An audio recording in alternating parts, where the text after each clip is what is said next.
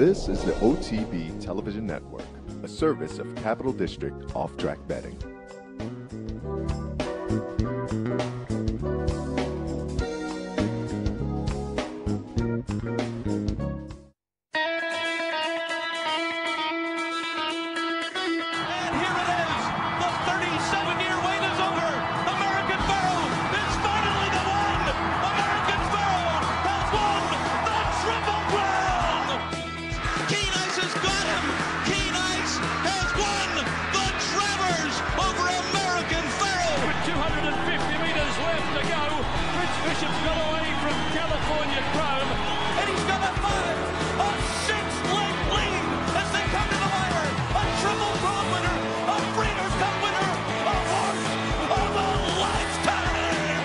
Broadcasting live from the Capital OTB studios, this is Racing Across America with Seth Merrow.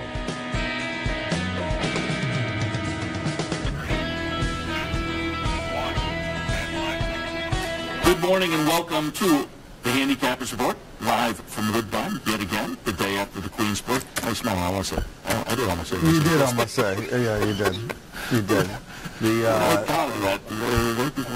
The dust has settled, and we made it through another Queen's Plate. Had a heck of a time doing it. Our friends here at Woodbine, as always, every single year, deliver in spades. Wonder Gadot delivered in spades, too.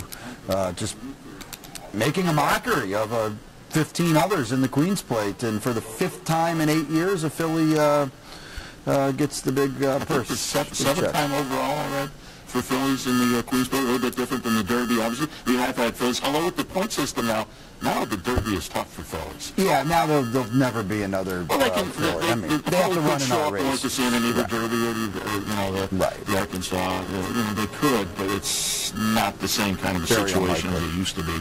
But up here, Wonder Gadot, and I'm now a convert after having heard everyone connected with the horse called Gadot. I thought it was Godot, and you still hear that plenty, but as I say, the connection's all going with Wonder Gadot, so I'll stick with that. She looked pretty good.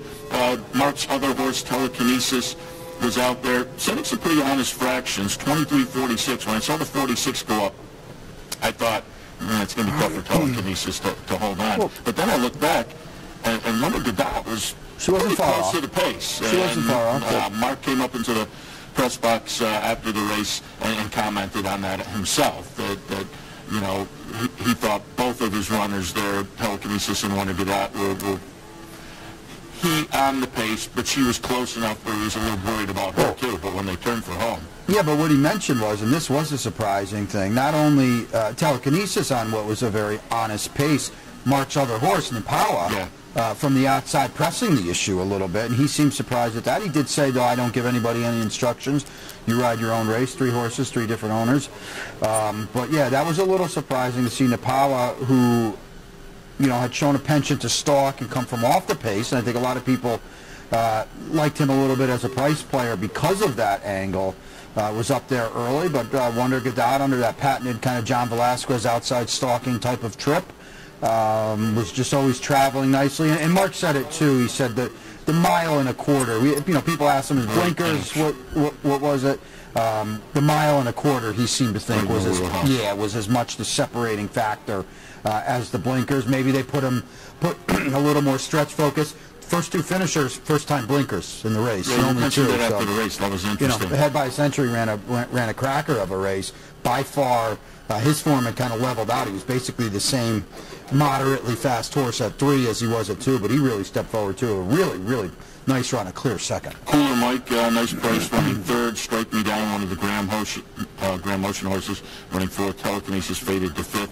The disappointment, the surprise was Dixie Moon, who just never seemed to get into the race. She runs up, and she went off. She was the second choice. Yeah, she was the third choice. Third choice at 5-1. Wound up last in the field at 16. Like I said, and you have to figure that maybe the heat, something. She just never got. You see something like that, and she literally didn't run for an inch. So you have to think the heat. It was very oppressive yesterday, while it was hot. You have to think the heat played something into that, because she's such a hard-trying filly. She had never lost a race, by the way, outside of the graded stakes ranks. She was 4 for 4. To see her run last and was never better than 12th says something certainly didn't go right. So that's unfortunate. Hopefully she comes back okay, fights another day. There's several big fish to still chase up here. Speaking of the heat, I walked out. The winner's circle is on the, the inside, and so I walked across the turf course, across the synthetic, and was kind of waiting for the ceremony and the winner's circle across the way there. But Wonder Gadot never made it into the actual winner's circle. As she came back, they were kind of concerned about the heat, and they did all the right things, as they did with all the horses all day yesterday. There were plenty of hoses around. Everybody was getting treated appropriately, but they hosed her down a couple of times, and then Mark Casse actually took the shank and walked her around, and he set up in the press box afterwards. They had that big formation of horses on the main track. He said, took her over and said, hey, take a look at the other horses, just get her mind off of things and get her kind of calmed down after the race. But again, because it was so hot, he kind of hosted her down a few times, and then eventually Mark said, and all the photographers were there taking pictures the entire time, and Mark said, yeah, everybody's got enough pictures, so they took all the gear off and took her back to the barn before. They do a really cool thing at Woodbine here. And when I first was a party to it, I was like, well, what's going on here? But they bring the winning connections, in this case Gary Barber, and owner Gary Barber and Mark Casse. They bring them up to the press box. And it would have been John Velasquez, but he had to catch a flight. Had to catch a flight back home, apparently. But they bring them up to the press box, and, Keith McCalmont and John Cisco, who you're going to have on in a little bit on Racing Across America. They do such a good job here. They just interview them right there in the press box, and everybody's huddled around with their mics and things like that. You just get the really up close and personal feel to it. You don't have to deal with the insanity of outside. Yesterday it was doubly cool because it was about 100 degrees yesterday, and I don't know what that is in Celsius, but it's a pretty big number there too, I'm sure. So. And speaking of Mark being up in the press box, if you watched Racing Across America yesterday, you saw the interview we did with him up on the training track on Friday, and he mentioned it then, but he reiterated Alabama will be right in the wheelhouse, 2 distance-wise, but he says he's going to prep for the Alabama out of Fort Erie in the second leg of the Canadian Triple Crown. And I thought it was funny, too, because somebody asked him, will Flame Away be there? And then he said, I leave that up to my owners. I brief them on what I lay it out to them, what's happening, what's not. And he said, I would assume Flame Away will be there. And then somebody asked him about running against the 2, and he said something to the effect of, yeah, he doesn't want anything to do with Wonder Gadot. So I thought that was pretty interesting. But, again, different owners, big purse, that kind of thing. You got to go. But, yeah, apparently she's going to be in there as she preps for the 3rd Saturday in August, going 1.25 miles and a potential rematch with Monomoy Girl. Well, we were talking last night also. If she gets the second leg of the Canadian Triple Crown, does the poll to have a potential Canadian Triple Crown winner outweigh the Alabama? I mean, Mark last night clearly seemed to have the Alabama in his wheelhouse. Yes. Does the siren lure of a potential Triple Crown call too loud? Tricky. One filly has won the Canadian Triple Crown, Klaus. One Dance Through the Dawn, I believe. Dan Smartley, excuse me. Dan Smartley. Here's the other thing, as awesome a win as this was, it's not a Grade 1 race. The Alabama is a Grade 1 race. That is a big deal. She's a Grade 2 winner right now. I would think that is a big deal, but, immortality here in Canada is a pretty big deal, too. So there's a lot going on there, and it will play itself out. And as what you're kind of alluding to, she wins that second leg. It would be darn tough to say, we're not going. Yeah, it's because it's 1.5 miles on the turf, and if he likes 1.25 miles, I would think he, meaning Mark Casse, would like 1.5 miles for her, meaning Wonder Gadot. So a lot of things going on here, and a lot of excitement here at Woodbine going forward. I would. That is 100% correct. We alluded to it already. John Velasquez was on board, and it was nice to see some nice New York connections on the stakes action yesterday. Certainly in the Highlander, long on value, nice late run to get up over Graham's horse, Lady Alexandra. We heard Graham talk on the show yesterday about Lady Alexandra the filly facing the boys, and mentioning, you know, you don't get too many Grade 1 opportunities sprinting on the grass. She looked great, just jumped before the wire, but could not hold off long on value. Brad Cox trains there, Florent Giroux on board. Lady Alexandra was Jose Ortiz. So again, yeah, I wasn't too happy to have a New York connection on my horse, Imprima, who got an absolute butcher job from Joel Rosario. Might not have won anyway, but my goodness, that will not go in the instructional video on how to ride a racehorse. Wound up running 6th. Yeah, might not have won anyway, but yikes, he got a brutal trip. Certainly after the start to the career, you would have, 6th was not expected. And it was a Chad Exacta in the dance smartly. Santa Monica over in flexibility. Holy Helena from Jimmy Jerkins runs 3rd in there. Jose Ortiz, Castellano, and Luis Contreras, 1, 2, 3 jockeys in that race. But again, what was the exact? Oh, nice little $36 exacta. Chad. Yeah, and Inflexibility ran huge in that race because she was on a hot pace, chasing, and then kick clear. And as I look at the chart here, the winner came from dead last.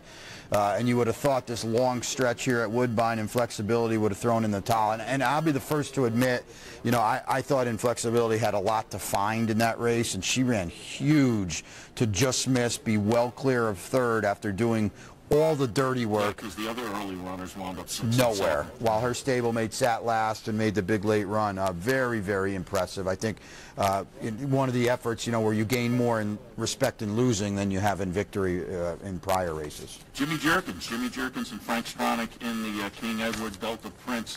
That was a pretty nice performance. Second, no, the 2-to-1 favorite. And do note, because if after the race you looked at the clock and said, hey, new course record, they revised that pretty quickly. Yeah, very quickly. 132.35, so it was not a new track record. It was still a nice performance. Castellano on board and Delta Prince for Jimmy Jerkins. Yeah, and Delta Prince hadn't run since last year, the Baruch, I believe, closing day at Saratoga, and he will be facing better horses going forward. He will need to run better. This, to me, really sets him up in a division that I think is probably lacking maybe a little bit. I think this really sets Delta Prince up now to have a heck of a second half. 4-star Dave, certainly I would think on the radar. Back here in the Woodbine Mile. Don't think he wasn't here to test this course for the Woodbine Mile in mid-September. So I think this sets Delta Prince up for a big, big second half of the year that I'm sure Jimmy Jerkins and the boss hope culminate at Churchill Downs in the Breeders' Cup Mile. And Ride a Comet in the Charlie Barley gets Mark Casse off to a nice start. That was a nice performance too from Ride a Comet. Yeah, there was a lot. You know, certainly Wonder Gadot set the bar really high at the end of the day, but there were a lot of big performances leading up to it. And horses that you're going to hear from, you know, throughout the course of the year, certainly. And I would expect we can look forward to some of these, certainly. Without a doubt. You know, Delta Prince, certainly. 4-star Dave, as we mentioned. Brad Cox got long on value, as good as ever, which is impressive because he has danced a lot of dances long on value. So, yeah, a lot to look forward to, not only here at Woodbine, but as we get back to, you know, and again, as I mentioned, you know, Woodbine Mile Day, they've got the New Arctic here as well, races like that. A lot of these horses, I would think, cycle back here on that big day in mid-September because, you know, like I said, certainly Delta Prince was here to try this course, try this distance, and certainly... Yeah, Graham said with Lady Alexandra, a good performance would bring her back here for a nice... another nice grass race up here, so we'll see how that works out. All right, ready to jump in for today? Let's do it. As we kick off July. July 1st. Yeah. Well, the weather certainly is following, right? And again, we are live at Woodbine here on this July 1st. Nice Sunday card at Woodbine, following up the Queen's Plate card yesterday. The opener at Woodbine on Sunday afternoon. Maiden specials going 5 furlongs. Your thoughts on the opener? One sheet selections here. Again, you can check it out at capitalotb.com. I'll have the scratches updated en route back to Saratoga Springs later today. 7 over the 3-8. Mark, we've talked almost ad nauseum about Mark Casse, but when you win all the races up here, you're supposed to. And he looks like he's got a real runner here in Tricky Magician. And it's kind of interesting. We just ran the Queen's Plate yesterday, and here's an Ontario-bred son of Magician for Gary Barber Connections that won the plate yesterday. And they paid a lot of money for this guy at $125 as a weanling. And the works here are just off the page, Seth. I would think Tricky Magician at a short price. He certainly looks like he's a runner.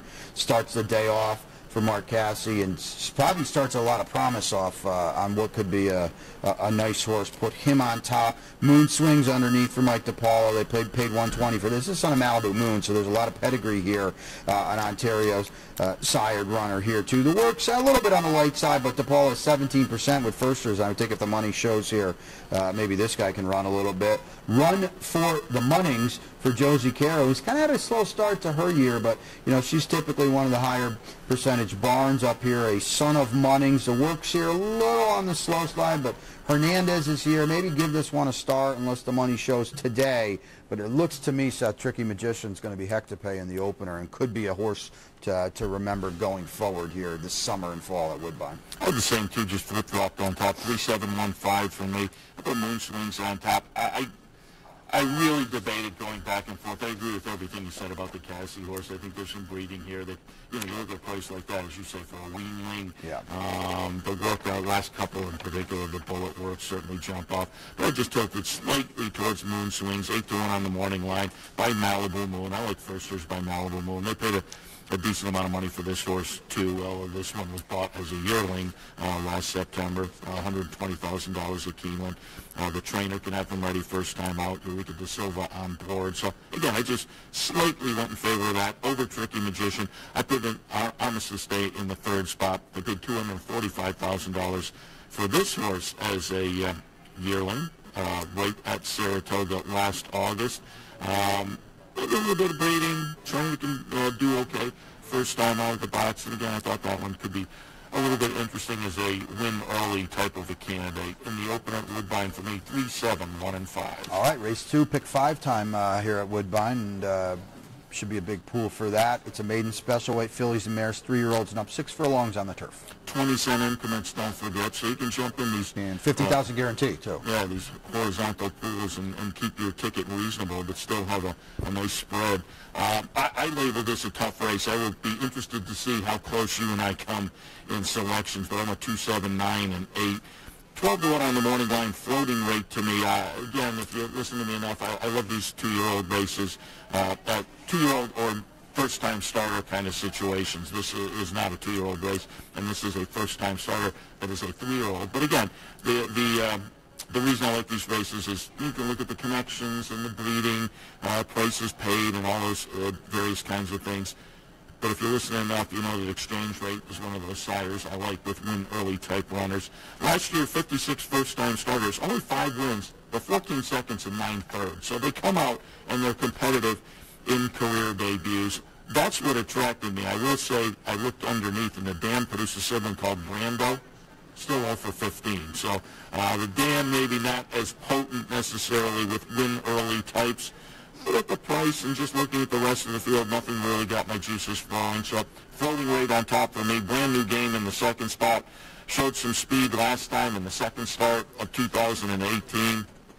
Faded late, but I thought that was an improved effort given the buyer number we saw, and that could have the horse set up and primed to run well this afternoon. And then we'll have to Scarlet Flutter last time. Also a couple of starts so far this year. Also a nice improved number when making the second start last time, and a nice bullet workout on the 15th of this month that I think indicates this horse is continuing in good form. So for me, 2, 7, 9, and 8. But as I say, I thought this second was a tough race, and I'll be interested to see if there's any overlap. I thought Scarlet Flutter, it's 9, 7, 8 for me. I thought she was in a pretty good spot here. She's progressing with her form. Third start of her form cycle, third start of her career for Malcolm Pierce, a big Sampson Farm homebred pedigree here. The blinkers come off. I just didn't see a lot, Seth, from the other experienced proven runners. Now, maybe some of the firsters, as you alluded to, floating rate, you took a little shot with. Maybe the tote says they're live and ready. If that's the case, give them an extra look. I just thought Scarlet Flutter was in a pretty good spot here. Brand new game I've got underneath. I think if you draw a line through the turf route, 2 back, she's got a couple okay turf races last year. She's now third start of the year. That's got to help. Ghostly wins, second off the long layoff, for Casse. I think that has to help. The horse I didn't have in my mix, at least in the top 3, that would be very very interesting to me, if she's ready, is Annie Catherine, because you look at her 2 turf races here last year, she's, you know, underneath the Wonder Gadot, and she's underneath the Road to Victory, who's, you know, a super nice horse for Mark, who just tasted defeat for the first time yesterday in the Mother Goose. So I think Auntie Catherine going forward could be the one, but she hasn't run since November, and Kevin Attard, who's, you know, pretty much in the teens with everything he does, is only 8% off the long layout. So again, like I said, I thought Scarlet Flutter was in a good spot here, unless the money shows on the firsters, and some of them are super live, and I just don't see it. Put her on top, 9-7-8 to start that big pick 5.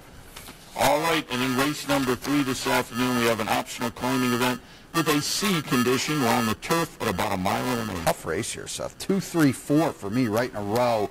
Hollywood Critic, I think the turf run 2 back. Now, again, against Lesser, it's going to have to step up here.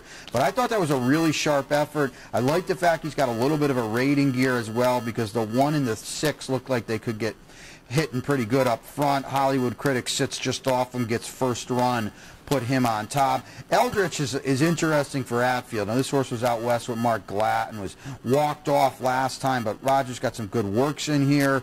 The competition, I think, figures. The run 2 back at Santa Anita going 9 furlongs wasn't bad against a good group, a better group than he meets here. I don't know the condition of Eldritch and how ready he is to win today, but off the February layoff and that, like I said, that race where he was walked off basically. But it looks like he's training well. King in his court for Cassie.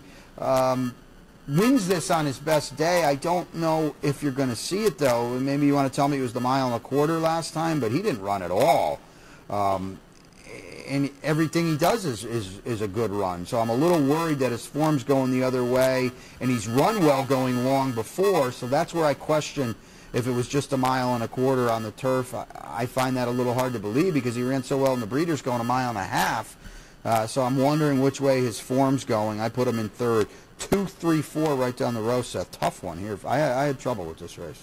Yeah, and you mentioned the Mother Goose yesterday, and if people who've seen me look at my computer, I was so concerned about up here. We watched that on the monitor, and I wanted to mention Midnight Bijou looked pretty good. But I was looking because our friend Larry Valenti scratched Coach Rocks, and again, being up here, I didn't catch up with the news, so I was trying to see if there was any reasoning given. I mean, maybe Delaware Oaks or something. If Flame Away doesn't want anything to do with Wonder Gadot, after seeing Midnight Bijou yesterday, she's going to be hell to pay in the Alabama. She looked very good. Short field of only 4 in there, but she looked good yesterday. Certainly. First time Steve Asmussen as well. All right. And Mike Smith in the ride. In the third at Woodbine, I have it 1, 4, 6, and 7. Eminent Force on top for me. I just thought the seasonal debut was pretty good. Nice front-end effort, and just got caught to run pretty close up third in that one, and this horse does have that nice early positional speed. Certainly from the rail, you would expect this horse to be set. But King in his court, just underneath. Yeah, boy, this is a stakes quality runner who, as you say, in a best effort gets it up there and gets it done. That last one, really the last couple, the first 2 starts of this season are kind of head scratchers compared to what we saw last year. So I'm not quite sure what to make of it today, but maybe just a class edge in third start back. So I had to put that one in the mix. And then Golden Spear in the third spot for me. Seasonal debut was a good effort, and allowance non-winners are one other than at 7 on the turf. I think that sets this horse up well to be a player for Norm McKnight and Eureka De Silva again this afternoon. So in the third at Woodbine for me, 1, 4, 6, and 7. All right, takes us to our first break. When we come back, we'll continue our look at Woodbine on this Sunday afternoon, July 1st. Seth Merrill and Brian Addo live from Woodbine.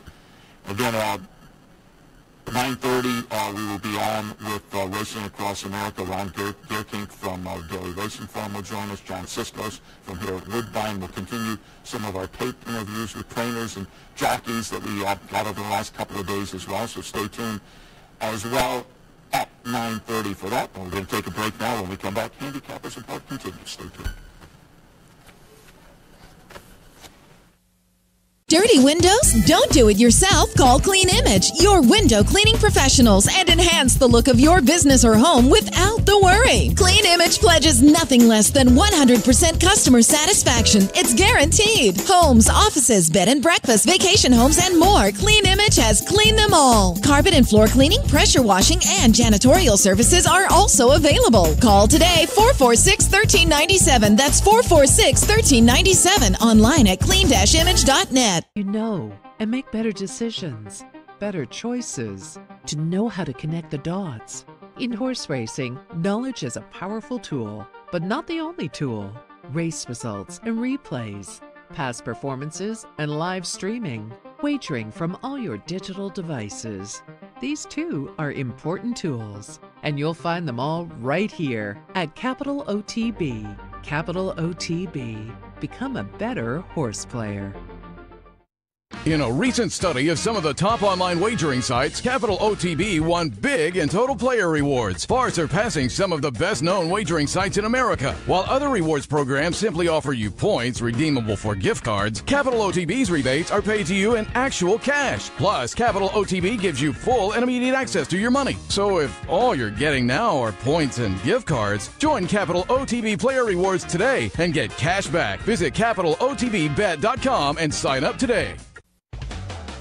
This is Racing Across America with Seth Merrow.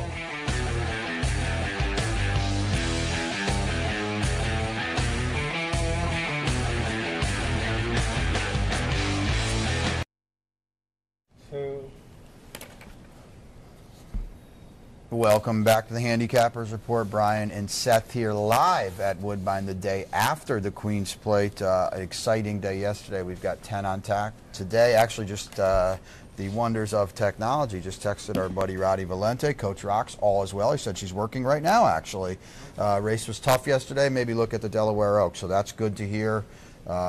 Passed on a very tough race, as he said. So good to hear all is well with her. But we get back to battle here at Woodbine. Race 4 kicks off the big $100,000 guaranteed pick 4.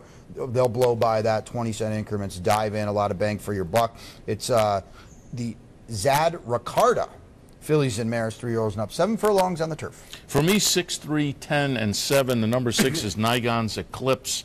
Couple of starts so far this year. A nice close-up second in the seasonal debut, came back in the Nassau and won that on an improved buyer number, and it may even have been, it was a lifetime best buyer number. So it just seems as a 5-year-old, maybe this horse is getting in very, very good form right now. Third start back this season. Seems logical for Chiefswood Stable. Talked with their GM this past Friday out at the training track, Rob Landry. So played that yesterday. Nice interview. Former jockey, former Queen's Plates winning jockey as well. But Chiefswood has Nigon's Eclipse, as I say, in good form right now. We'll go in that direction. Jennifer Lynette for Mark Cassidy. Mark has 2 in here. Listen, Linda, Listen, and Jennifer Lynette. And when I talked to Mark on Friday, he said both would probably go, which to me was surprising, but then I realized I'm going by New York rules because same jock is named on both of them, which I guess isn't a rule up here. It is in New York. If there's the same jock listed, you know one of them's going to get scratched. But Mark thought both of these would go. But as always, check late scratches as the day progresses. To me, between the two, the one that makes much more sense is Jennifer Lynette. For sure. Coming out of some really nice buyer number races, the third in the license fee, a couple back behind the very talented Lady Alexandra, who again ran a bang-up second yesterday. That race 2 back kind of steps out. So Jennifer Lynette in the second spot, and then Silent Sonnet in the third spot. Again, I'm looking at numbers going beyond the last race. The last race was a little bit of a disappointment. Ran 4th, and the number went in the wrong direction. But since that race, some nice workouts, including a nice bullet last time, I think indicates Silent Sonnet may again be on a move forward coming out of those workouts. So threw that one in as well. For me, in the Zad Ricarda, I have it 6, 3, 10, and 7. It's tough to get by either of those two gals. And Nigon's Eclipse, certainly the now horse off the win in the Grade 2 Nassau, and she's got a big tactical edge on Jennifer Lynette too. And it's just 6-3 to me. I just don't see anyone else playing in here. That win was huge. Now, if you want to say she regresses, the old bounce maybe, it's quite possible. but she looks like she's in a really good spot here from an outside attack post, cutting back a little bit too. I think she's tough to beat in here. Certainly Jennifer Linette is the main danger, as you mentioned, for the Cassies. Now here's something to think about with Linda Lisson. These are two gals with very contrasting form. And Linda Lisson wants to go fast early. Maybe didn't get out in the seasonal debut, but you look at the rest of the career. They're all ones. Off of the debut, now you expect speed. Yeah. You know, and maybe the plan is, again, same trainer, same owner. Maybe the plan is the old rabbit, or at least try to soften Nygon's Eclipse up. The worry for me about Jennifer Linette is that she's forgotten how to win races. You know, she's lost all 4 this year. She's only hit the board once. Sometimes these gals sour a little bit on racing as it goes on. Now, the license fee was a good run 2-back, but it kind of looks a little bit more like the exception than the rule. She was a big disappointment up here last time. She's got to find her form again if she wants to beat Nygon's Eclipse, because Nygon's Eclipse is in raging form right now. You know, someone's got to run third. I had Silent Sonnet underneath in the mix. Getting back to turf, I think, will help. She's tactical enough to work out a trip for Nick Gonzalez here. Did some good things over this Woodbine turf course last year. Maybe she rebounds, but again, Nygon's Eclipse is going to take a lot of beating today because she's in really, really sharp form. If she runs back to the Nassau, they're not going to beat her. Also, I talked to Dublin Diva when we did our Norm McKnight interview, and we'll have that a little bit later today, but it came back from, she's about a year layoff and won last time. It was a claiming event, though, so there's a little bit of a class question mark there, but it was a nice comeback effort, certainly.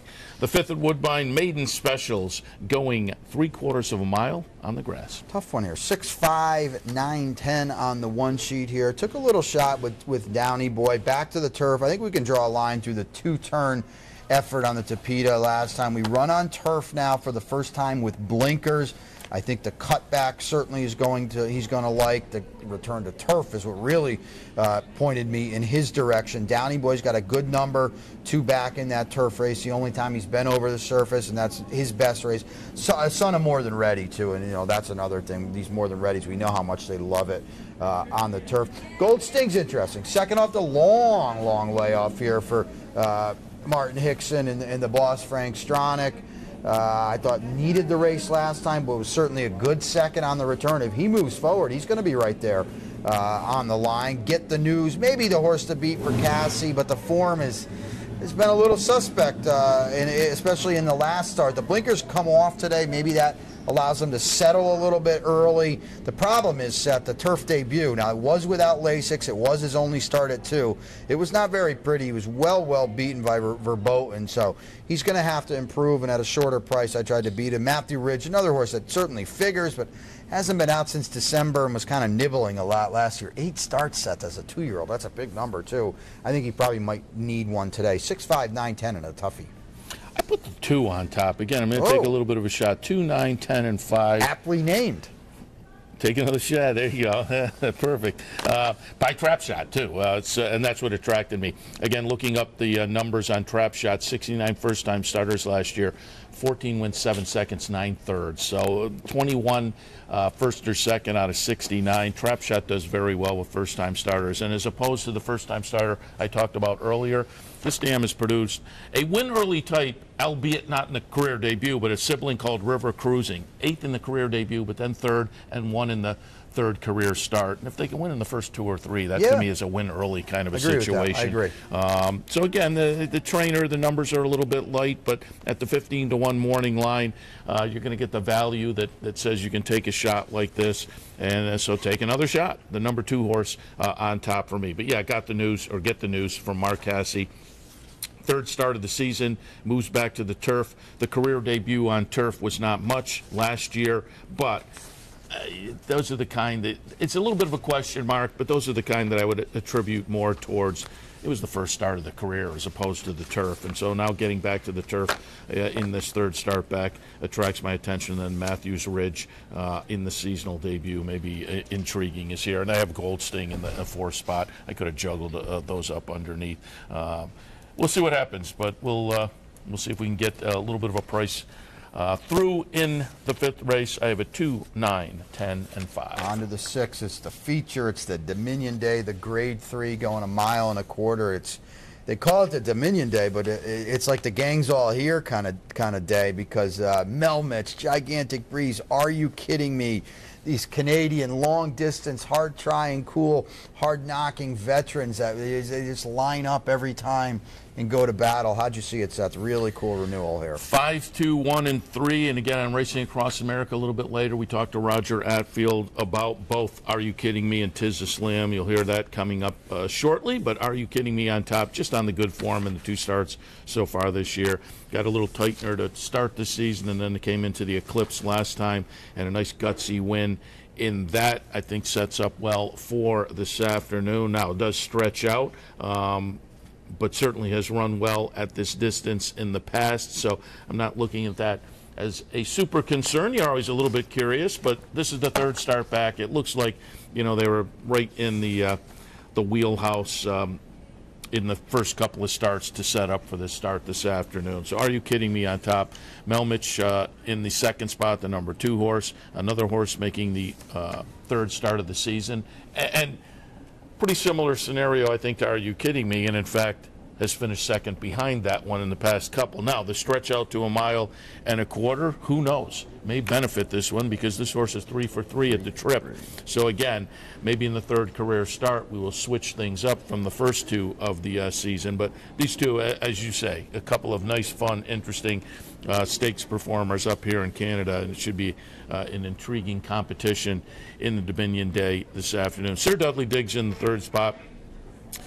This was a nice little 3-year-old for Ken and Sarah Ramsey a couple of years ago. The 4-year-old season was very productive as well, and now we're up into the 5-year-old season, and you know what? That's been all right also. They went to the Barbados Gold Cup, which I think Ken Ramsey loves to win that race. Queen's Plate winner, 2016. Yeah, as I say, that he had the nice 3-year-old season, certainly. Came back from the Barbados Gold Cup, which he won, and ran 6th behind my top 2 picks in the Eclipse, but has run well here before. So that last race just to me has the look of a little bit of an aberration. So I'm going to give him another shot in here today. I have a 5-2-1-3. I tried to upset a little bit here. 3-5-2 for me. Yes, Are You Kidding Me is the horse to beat. Certainly Melmich has won this race last year, 3 for 3 at the distance. Is in the mix here too. I think the stretch out for Gigantic Breeze is key here. He ran 2nd in this race last year. He needed his last race when he was 3rd to Are You Kidding Me and Melmich.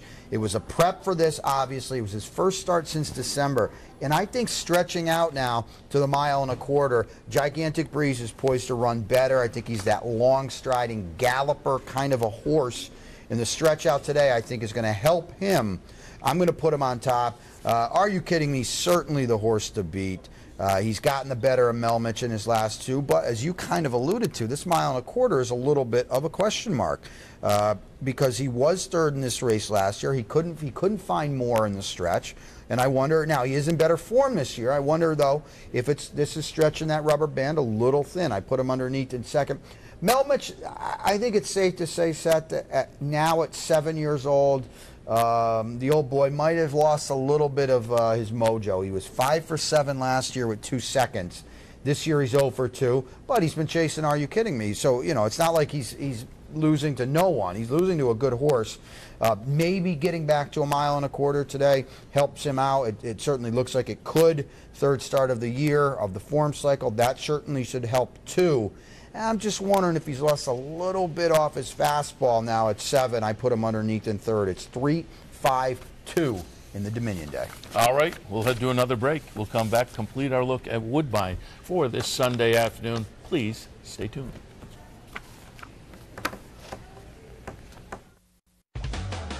This is Racing Across America with Seth Merrow.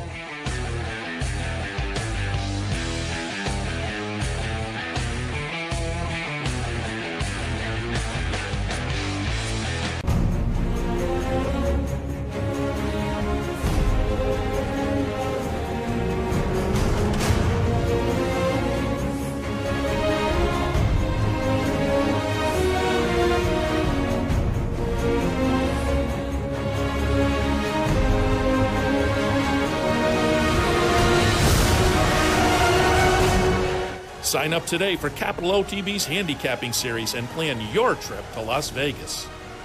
In a recent study of some of the top online wagering sites, Capital OTB won big in total player rewards, far surpassing some of the best-known wagering sites in America. While other rewards programs simply offer you points redeemable for gift cards, Capital OTB's rebates are paid to you in actual cash. Plus, Capital OTB gives you full and immediate access to your money. So if all you're getting now are points and gift cards, join Capital OTB Player Rewards today and get cash back. Visit CapitalOTBBet.com and sign up today. Funding your Capital OTB bet account is as easy as 1, 2, 3. 1. Easy Money. Clearly the fastest and easiest method of depositing funds into your account. Make deposits or withdrawals in just minutes. 2. Green Dot Money Pack. Gives you instant access to your funds. Green Dot Money Packs are available at thousands of retailers nationwide. And 3. MasterCard Visa. Simply click on the link from the funding page, enter your account information, and fund your account. CapitalOTBBet.com. Log on today.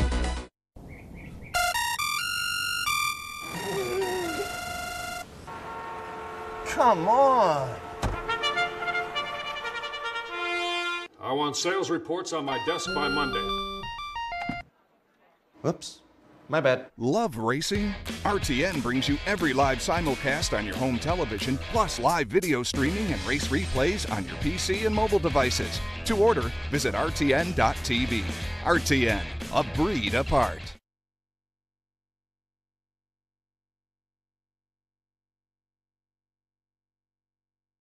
3, 2.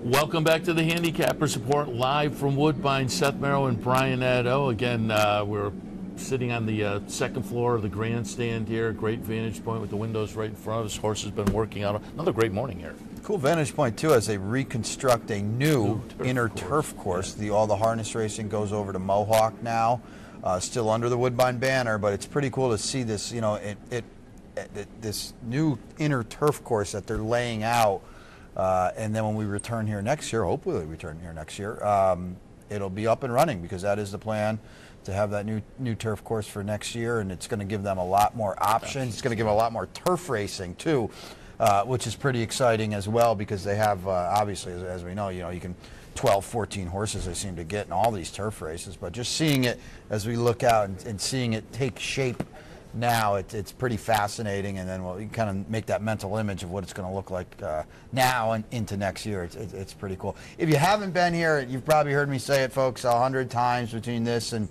the Horse Player Now work that I do, because Woodbine is good buddies with us there too. You got to get out to Woodbine. It's so fascinating.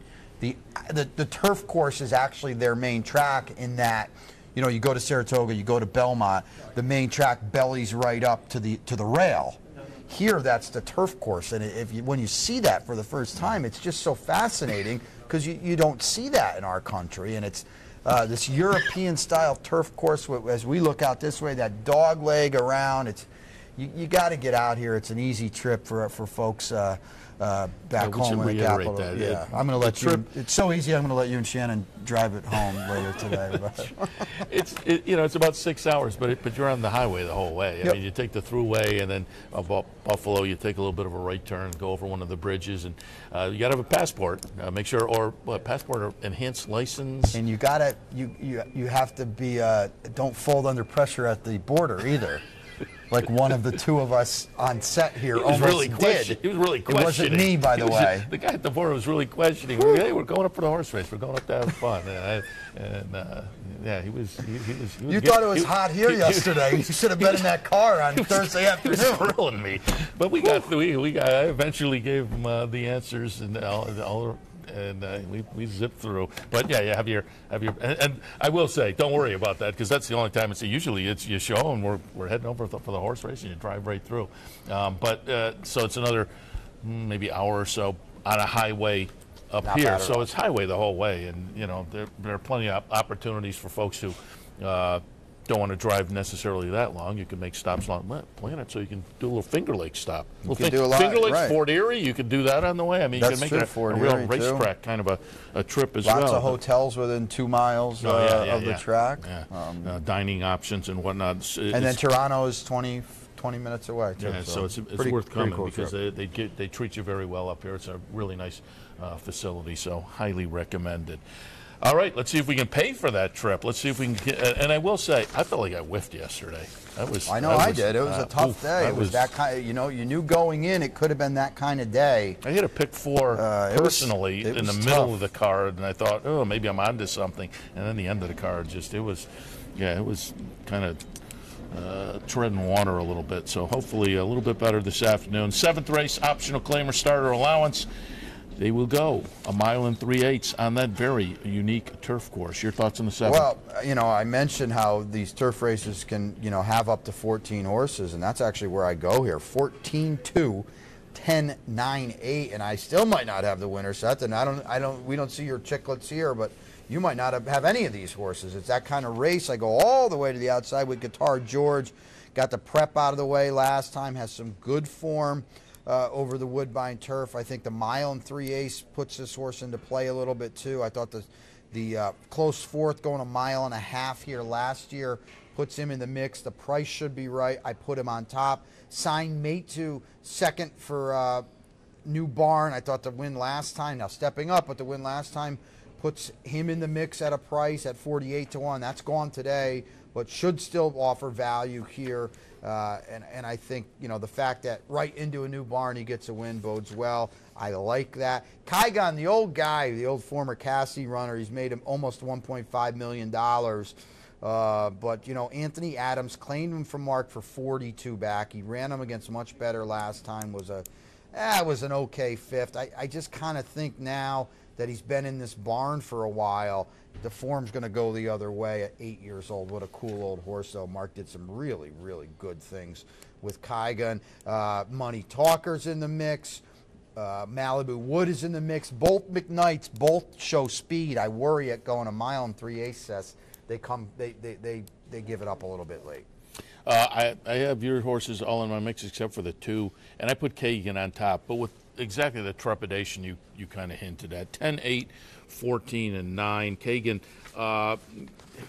as you say, this is an old-time warrior with almost $1.5 million in the bank, and that they floated him for 40 a couple of starts back. I get it. He's an 8-year-old gelding. They floated him for 40 and got taken to a New Barn, and then they tried a little bit tougher last time.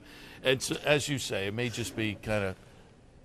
They tried 6 furlongs with this horse, too. I mean, this horse wants to run like 4 miles. Yeah, it's so bizarre. And so it was that was the thinking. I'm questioning just what you said. Is he a little over the hill, and they floated him for the claiming price? But gets back to that wheelhouse where we had a win out of the claiming race. So I think he's getting back to the proper level. And as you said, the distance, the return to a more appropriate distance. I just had to tilt in favor of the $1.5 million earner. Malibu Wood in the 2nd spot. Norm McKnight runner. As you said, plenty of early speed, and that may be an obstacle here.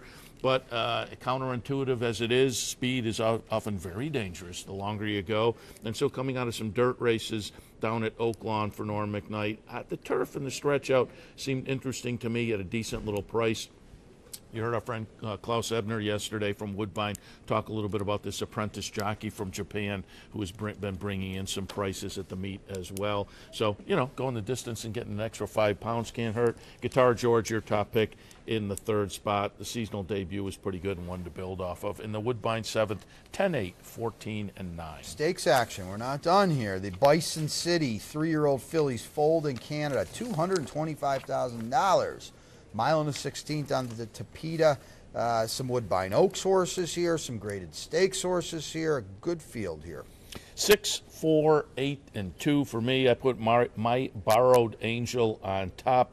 2 for 2 in the career. Obviously, this is a step up not only class-wise, but stretching out. But I like the scenario. I always like horses coming back from layoffs or the start of the career. I'm more of coming back from a layoff kind of a thing, but the start of the career works too. The scenario of a couple of sprints leading into a 2-turn race and the 3rd start after those 2 sprints. So again, I like the scenario, the improving buyer numbers, 2 for 2. gets tested here, but we'll go with My Borrowed Angel on top. Safe to say in the second spot, Cassie horse comes out of a good try in the Celine, was just behind Dixie Moon in that one. Dixie Moon goes on from that to win the Woodbine Oaks, so that may have flattered, safe to say, a little bit. Now, again, Dixie Moon with the poor performance yesterday, that looks like an aberration. I pay no attention to that. That is the old draw the line right through there. You know, she's going to fight another, we hope. To me, this horse is a little more flattered by that Woodbine Oaks right out of this race. And in the third spot, Avies Mineshaft goes out for Josie Carroll. Fourth in the Celine behind Dixie Moon, and safe to say last time. But this horse just always seems to go out and give a pretty good effort. So I think we'll be competitive again this afternoon. In the Bison City for me, race number 8, 6, 4, 8, and 2. Got them all, just a little swap. 2, 4, 8, 6. I like Hot Cash in here. I think she's, I thought she ran pretty well. She's a maiden. Okay, I get that. They kind of, I don't want to say threw her to the wolves in the Woodbine Oaks, but it was a really tough spot. But, she ran third. Someone did have to run third that day. I get that. Dixie Moon and Wonder Gadot, we know how good they are, and certainly Wonder Gadot proved it yesterday.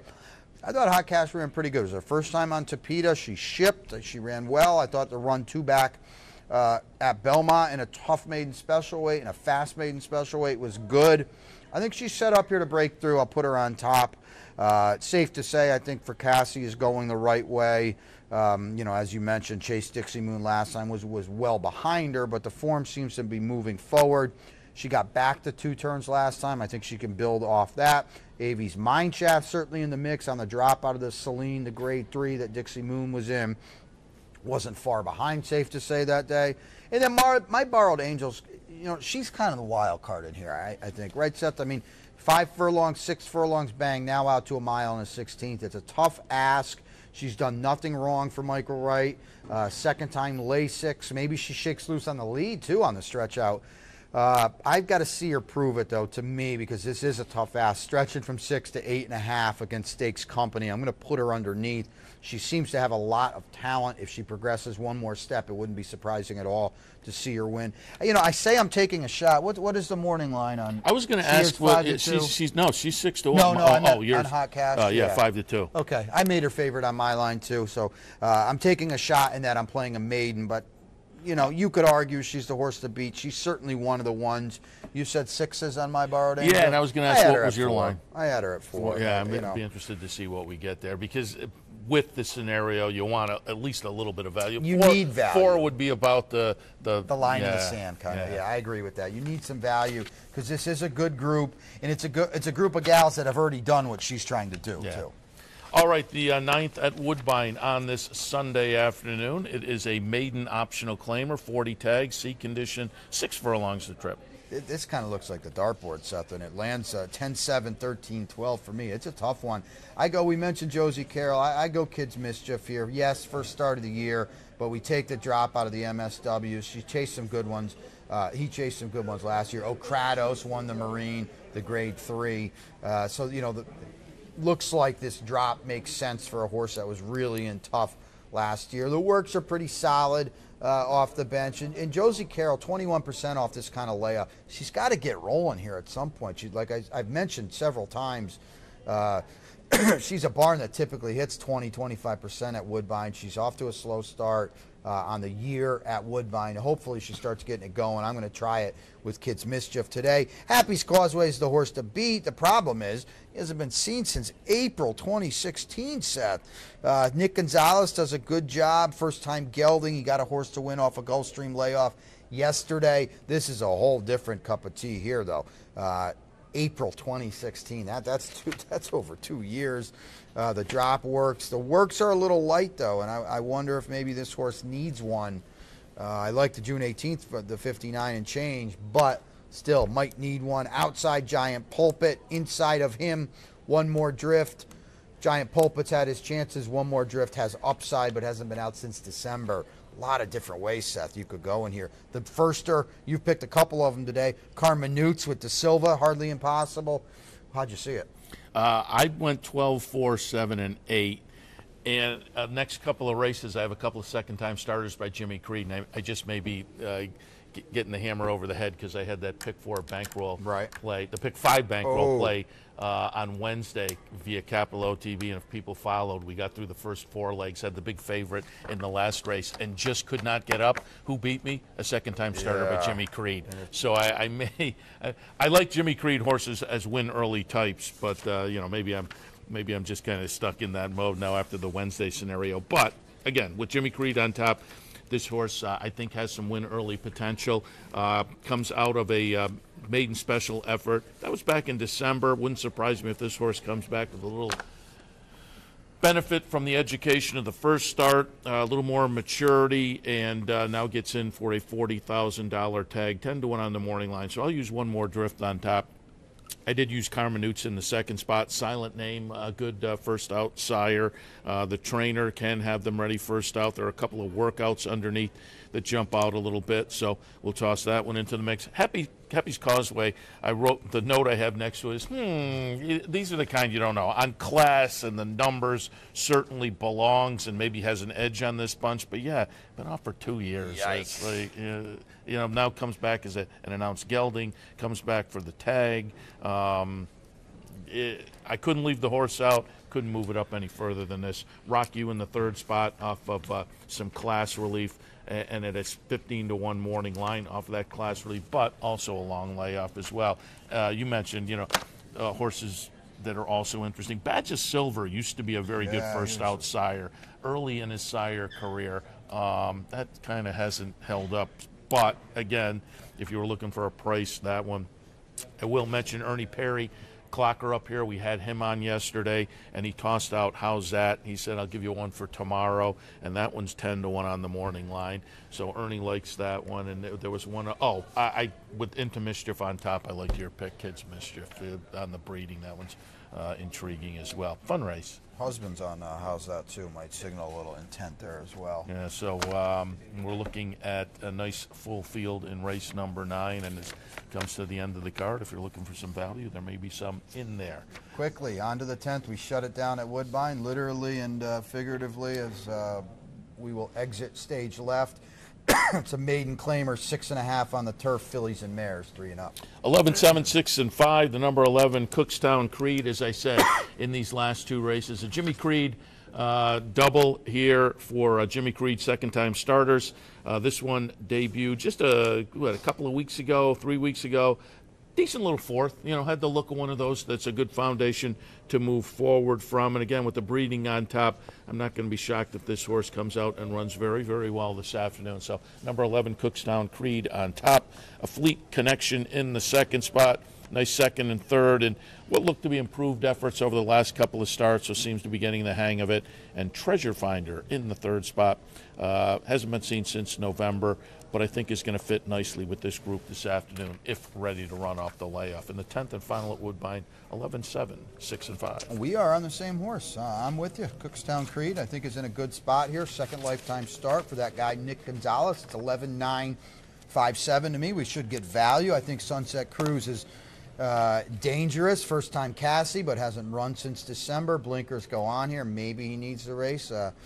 She needs a race, excuse me. I don't know. I got Fabulous in the mix, third start of the career, and a Fleet Connection. Certainly, we'll call it the other Cassie, or maybe the Cassie, and Sunset Cruise is the other Cassie. But probably around when we pull into Saratoga Springs, we'll be running the finale here at Woodbine as we wrap it up here. I'll first say and throw it back to you, as always, our host Klaus over here to our right. Andrew, Alex, certainly John Siskos, my buddy, your buddy, Keith McCalmont. If I miss anybody, I apologize, but once again, they hit it out of the park for us, as they do every year, welcome us. They know how to put on a show, all class here at Woodbine, grade 1 to the core. We love being here. We're happy as all heck that they have us each and every year, and I can't wait to do it again. Yeah, it was a great weekend, as always. I completely agree, and we'll have John Siskos on in the next hour, talking a little bit about the day yesterday and the experience. John, the Director of Communications, so stay tuned for that. wrap up the Handicappers Report now, but coming up in just a few minutes, we'll be racing across America. Ron Gierkink, I see him sitting over there in the green room for the Daily Racing Form, the Woodbine correspondent, so we'll pull him in to give some ideas for this afternoon as well. Again, we're going to plug in continuations of the interviews we did with some trainers and jockeys over the past couple of days also. John Cisco, so a big hour coming up racing across America. But as far as the Handicappers Report here live from Woodbine, we will wrap it up. We'll wish you good luck on this Sunday afternoon. Enjoy all the racing. Stay tuned, however, a couple of minutes, racing across America. You're watching OTB TV, a service of Capital Off Track Betting.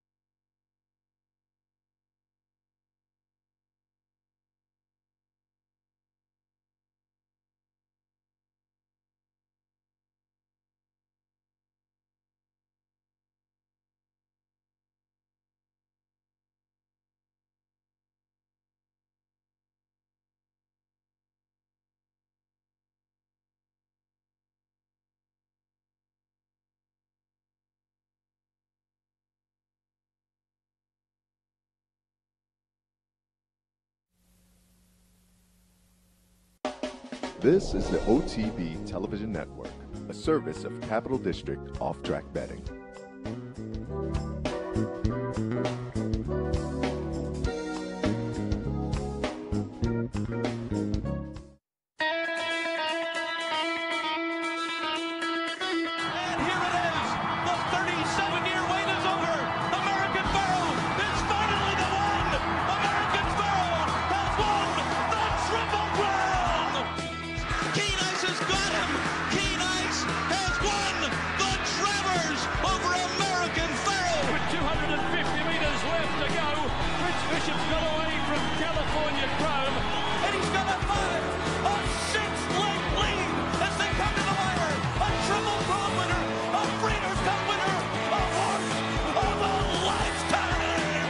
Broadcasting live from the Capital OTB Studios, this is Racing Across America with Seth Merrow.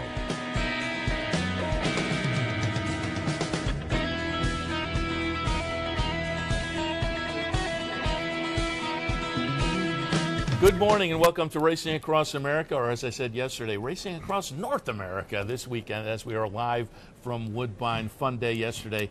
Queen's Plate will continue with the theme this morning, as we'll have some of those tape pieces that we did Friday with some of the trainers and jockeys. We'll talk to Mark Cassidy again today, Roger Atfield, Chantel Sutherland, Norm McKnight, Catherine Day Phillips. Trainers have some of the horses in today's stakes as well and other races. So we'll hit on that as the morning goes along with tape pieces live a little bit later on. John Cisco, the Director of Communications here at Woodbine. But we kick off the morning with our friend Ron Gierkink, the Woodbine correspondent for the Daily Racing Forum. Ron, good morning. Good morning to you, Seth. Happy to have you on board, as always, to talk a little Woodbine before we get into yesterday's racing. Well, actually, we'll get into yesterday's racing a little bit because you had a horse in the opener. And you were, as we were talking Friday, I think it was, you said you own a few horses. Yeah, about 7 or 8 if you count the mare, a couple mares, and a weanling and a yearling. So and about 4 at the track. How long have you owned? Probably 25 years. Oh, nice. Something like that. Yeah. And you had one in the opener. That was kind of fun, certainly. And going back to yesterday, let's kick in and get your thoughts on the Queen's Plate.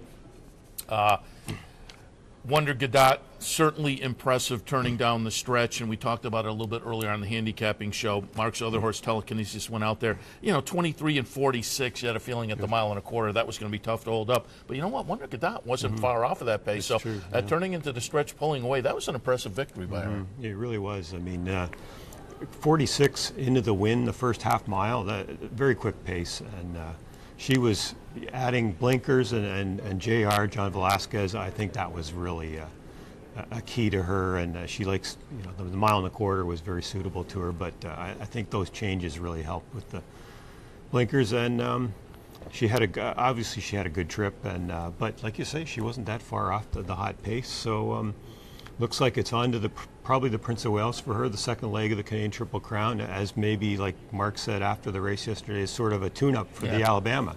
So it's very exciting. I mean, it's too bad she struggled this year in terms of putting it all together after winning the Demoiselle last year.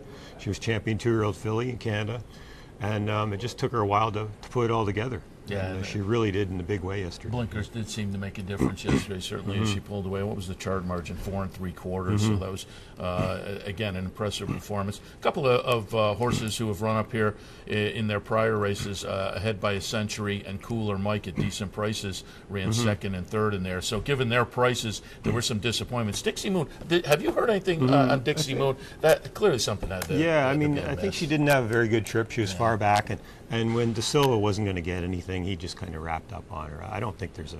Because that's one of those you draw a line through. That was an aberration. Yeah. Running last for sure, yeah. She was quite a ways back. Yeah. And, on a day like yesterday, a lot of horses just forgive their if they have a subpar race in the heat, like yesterday. They were taking good care of all the horses. Again, they were coming back and hosing them down and everything. So all of them were taken care of. But some of them, when they get out for the actual race, some of them just aren't going to like it. Yeah. That there were some of those performances yesterday, as you say, that you draw a line through next time as an aberration. Quickly, any thoughts on some of the other winners? Long on Value looked good in the Highlander, Santa Monica, the Chad in the Dance Smartly. I thought Delta Prince in the King Edward for Jimmy Jerkins and Stronach looked very good. I mean, that was off of like a 10-month layoff. I would think he'd come in off another layoff in the Woodbine Mile, and he mid-September. That's what the owner, Frank Stronach, had mentioned in the interview after that. Why not? Yeah. And and the way he ran off the layoff yesterday, maybe just come in off. I mean, he was super. Yeah, I mean, great. And really Ride a Comet and Charlie Barley, I thought looked good for Cassie as well. Cassie got today. Bookends, steak bookends for Cassie. Long on Value, not Breeders' Cup eligible, so I think it maybe cost $100,000 to get him in. I guess his expenses are paid being a win, you're in, but his sire's not even BC eligible, so I don't know what's going to happen there. But we have a sprint series here, a turf sprint series, and the Woodbine Mile. He was third in it last year. I could see him spending a lot of time here. Well, I talked to Graham Motion, and Graham was kind of indicating with Lady Alexandra the sprint series might be in her wheelhouse. So we'll see. She ran super too. She did run very a winning race. Yeah, until the last jump, and so that had to be a little bit disappointing for them. But again, it may bode well for the future up here. All right, let's get some ideas for this afternoon here at Woodbine, and we'll kick things off with some of the stakes action. The Zadra Carta in race number 4, $100,000 up for grabs. 7 furlongs is the trip. I went 6, 3, 10, and 7. I put Nigon's Eclipse on top. Between the two Cassies, Jennifer Lynette looks like the interesting horse to me. Third spot, I went out to Silent Sonnet, who I think in the third start back this season might be a little bit interesting. But to me, it went through those two, the 6 and the 3. How did you see the 4th today? I like Silent Sonnet going back to the turf for her third race back. I mean, she ran some brilliant races last year. It looked like she was going to be one of the top 3-year-old fillies on the grounds, and she just you know, she didn't pan out in her last start, going a mile and an eighth. It was a little far for her, but I think going back to the turf off of some rapid works, I think she's going to run big, as I think Jennifer Lynette should. She won the Grade 3 Royal North here last year, and she was running in some pretty tough company at Belmont. Yeah, I looked at the 1-2 back at Belmont where she was behind Lady Alexandra. And again, given what Lady Alexandra did yesterday, I think that race 2 back kind of flattered her. Good point. Yeah, and I think I think Nikon's Eclipse is actually quite vulnerable here because really? She's a need to lead miler, and now she's going back a little to 7. And Norm McKnight has 2 horses in the race, and Dublin Diva was really sharp, winning off a 40 claimer off the layoff on June 6th. So he's no doubt going to send one of them. Maybe. And it's funny how Nikon's Eclipse, so last year there were races where she was supposed to win, and she didn't, like 3 consecutive 2 other thans. And, you know, last time, nobody went with her on a side. Those were pretty slow fractions for that day that she set, and then she was able to hold on. And she did beat Bletchley, came back to run okay yesterday. I think that was pretty good. But I think she's vulnerable here. And Chiefswood Stable, they had a bad day yesterday in terms of, you know, their runners, and they had the favorite in the stake here on Friday. So I'm just taking a stand against her. You make an interesting point. The last 3 races of last year, the horse went off as the favorite and ran second, third. And then this year, a close-up second in the seasonal debut at 33-1, and then won in Nassau at 12-1. So it seems like better when the price goes up a little bit, and the price won't be up off of those last 2. Nikon's Eclipse is going to take some action. When she runs back in the Victoriana in about 5 weeks, she'll probably be the favorite there at Ontario Sired Company. Easier than this race. Let me ask you, you mentioned cutting back from a mile to 7 furlongs. I talk about it on our handicapping show a lot. I like cutbacks on the dirt. I'm not quite sure on the synthetic, but I would tend to be in a similar kind of situation. But on the turf, I'm not as enamored with cutbacks. The 2 turns to a sprint. This isn't a super cutback. This is a mile to 7. But I'll just ask handicapping wise, on the turf, are cutbacks a bonus to you, or to me, it's not one way or the other. On the dirt, I like them. On turf, not so much. Yeah, I think on turf, they're not as effective. I mean, here with one turn racing up to a mile and an eighth, maybe it's a little different here. I just think until she shows me Nikon's Eclipse that she can pass a horse and win, then I'd sooner not. I don't fancy her too much. Yeah. All right, let's move on to one of the other stakes on the day, the Dominion Day, and is this Canada Day today? It is, yeah. It used to be called Dominion Day way back when, and then they changed it to Canada Day, but they never. There's a couple of stakes races out west called the Canada Day Stakes, so I don't think we need 3 of them in the country. Yeah, because Brian and I were having a beverage at a local establishment last night. It was a hotel bar, and they closed early with the holiday coming up. So it was bad timing on our. Well, it was probably wound up very good. Probably wound up just fine. But the 6th race this afternoon, the Dominion Day Grade 3 event, a mile and a quarter. This is a fun race to me. You have some of the familiar names up here. I went 5, 2, 1, and 3. Well, are you kidding me for Roger Atfield coming off the 2 nice races to start the season? Mel Mitch certainly also in good form, but whereas Are You Kidding Me 2 wins, Mel Mitch a couple of seconds behind Are You Kidding Me in both of those. And then Sir Dudley Diggs, I'm going to draw a line through that last race, ran behind my top 2, but well behind. I just think better than that. Still kind of has to maybe prove a little bit, this season. Did win, run well down in Barbados, the Gold Cup win. And that last one, maybe a little bit of a head scratcher. But as I say, that looks like an aberration to me. For me, I went 5, 2, 1, and 3. What did you think of the Dominion? Yeah, well, Mel Mitch has won the race the last 2 years. He's a real long-distance horse, but he's got seconditis now, and he's getting a little long in the tooth, and I think the clockers tell me his work last weekend wasn't nearly as good as Are You Kidding Me's last work. So I think he's an underneath horse at this point in his career. And Are You Kidding Me has come back this year in great form after they gave him a long time off. He's been plagued with quarter cracks, and he runs with bar shoes. He's done that for a while, and he's in really good order. I mean, the mile and a quarter is a bit of a question with him, right? He was third in the race last year. The only time he ran a mile and a quarter on the synthetic. So He's the logical favorite. I think he can get the distance, but I did go with Gigantic Breeze, who's in the mix with these two last year. I mean, he was off a while going into his comeback in the Eclipse when he was third behind the Melmich, and Are You Kidding Me? And I think he can move forward off that. He's very versatile in terms of running style. I mean, when he got left at the break in the Presque Isle Mile, he just rallied up the inside from far back. So, and I think the distance is okay for him. So, and he's a bit of a better price than the other two, and I think he's sitting on a big race if he can handle the heat today. Yeah, he split those two in this race last year trying this distance. So I had him underneath in the mix. I agree with you. I think he's kind of interesting in here and a little bit of the wild card. All right, let's move on to race number 7, an optional claimer starter allowance. On the unique turf course, 1 mile and 3/8. In the 7th, I went 10, 8, 14, and 9. I had to go back to Kagan. Moving to the new barn was a little bit of a question mark, but doing the 6 furlong sprint last time and going against a little bit better, I think I can draw a line through that. And going back to the race where the horse was claimed, class-wise, we're getting to a better spot. I think distance-wise, we're getting to a better spot. But again, on the move to the new barn and kind of the dud last time, Kagan's a little bit of a question mark. I put Norm McKnight's Malibu Wood in the 2nd spot. And then I went out to Guitar George, who I think might be set up off the seasonal debut, which I think was a good foundation to move forward from. So for me in the 7th, I went 10, 8, 14, and 9. What did you like?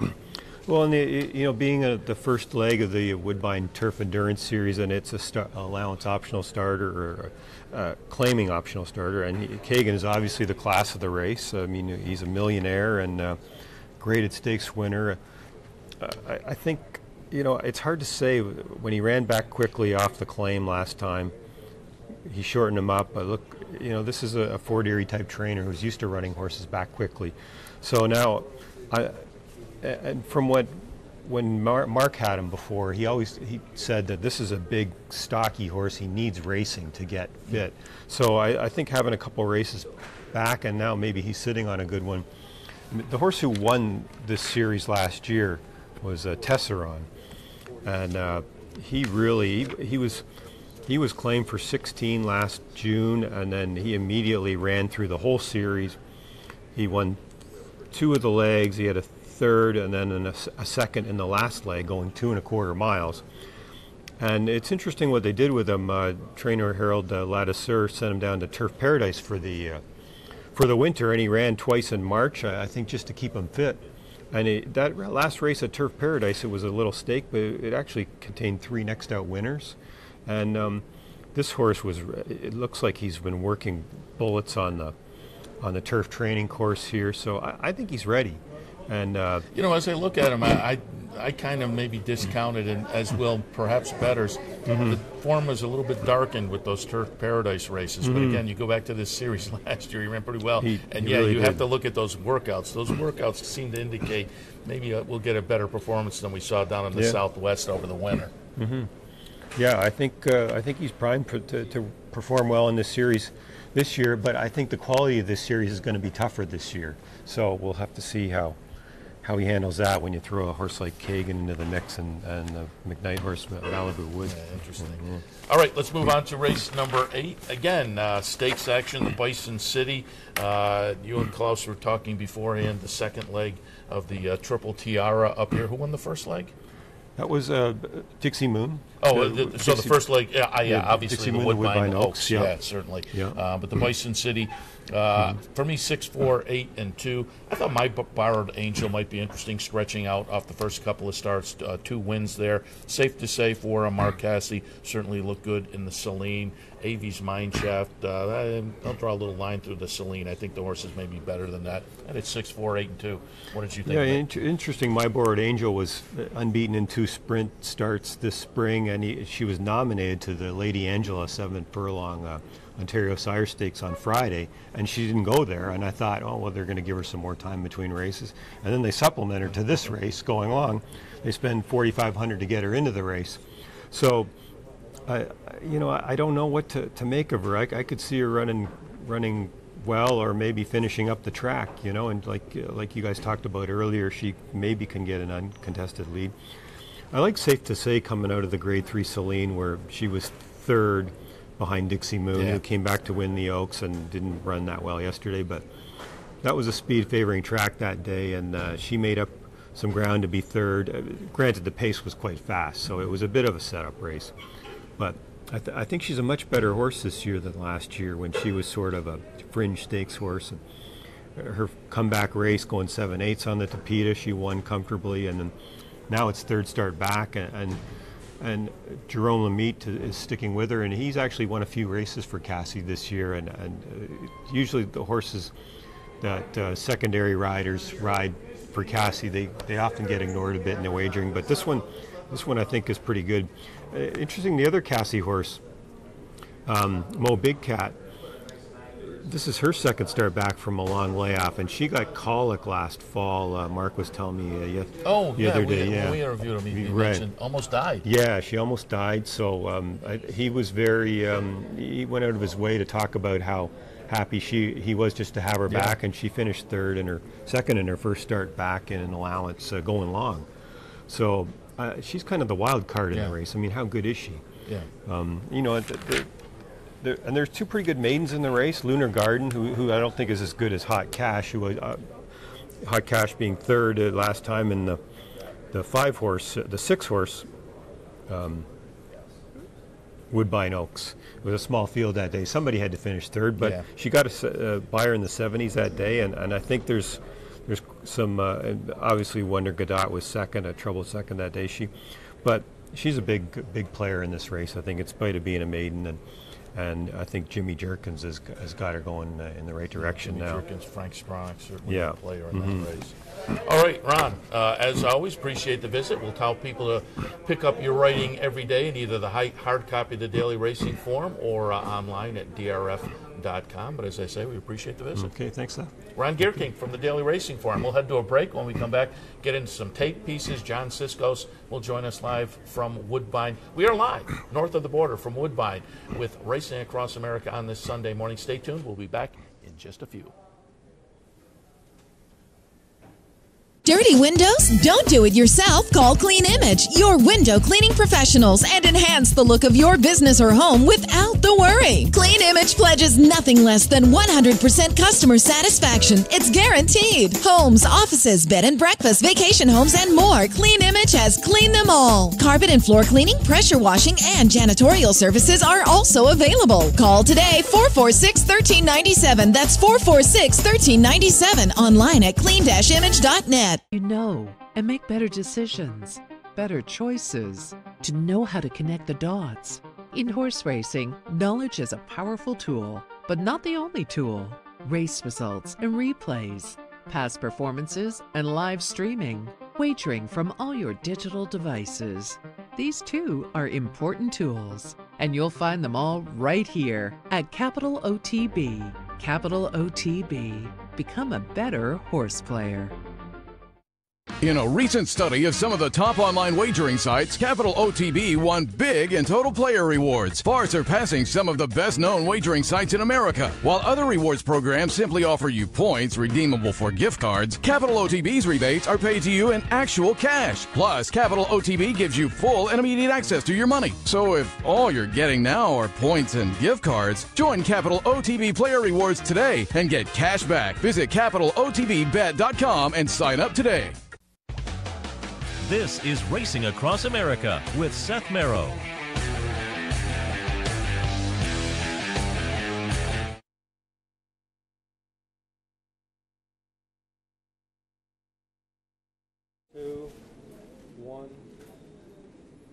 Welcome back to Racing Across America, live from Woodbine. Seth Merrow, thanks for joining us on this Sunday morning.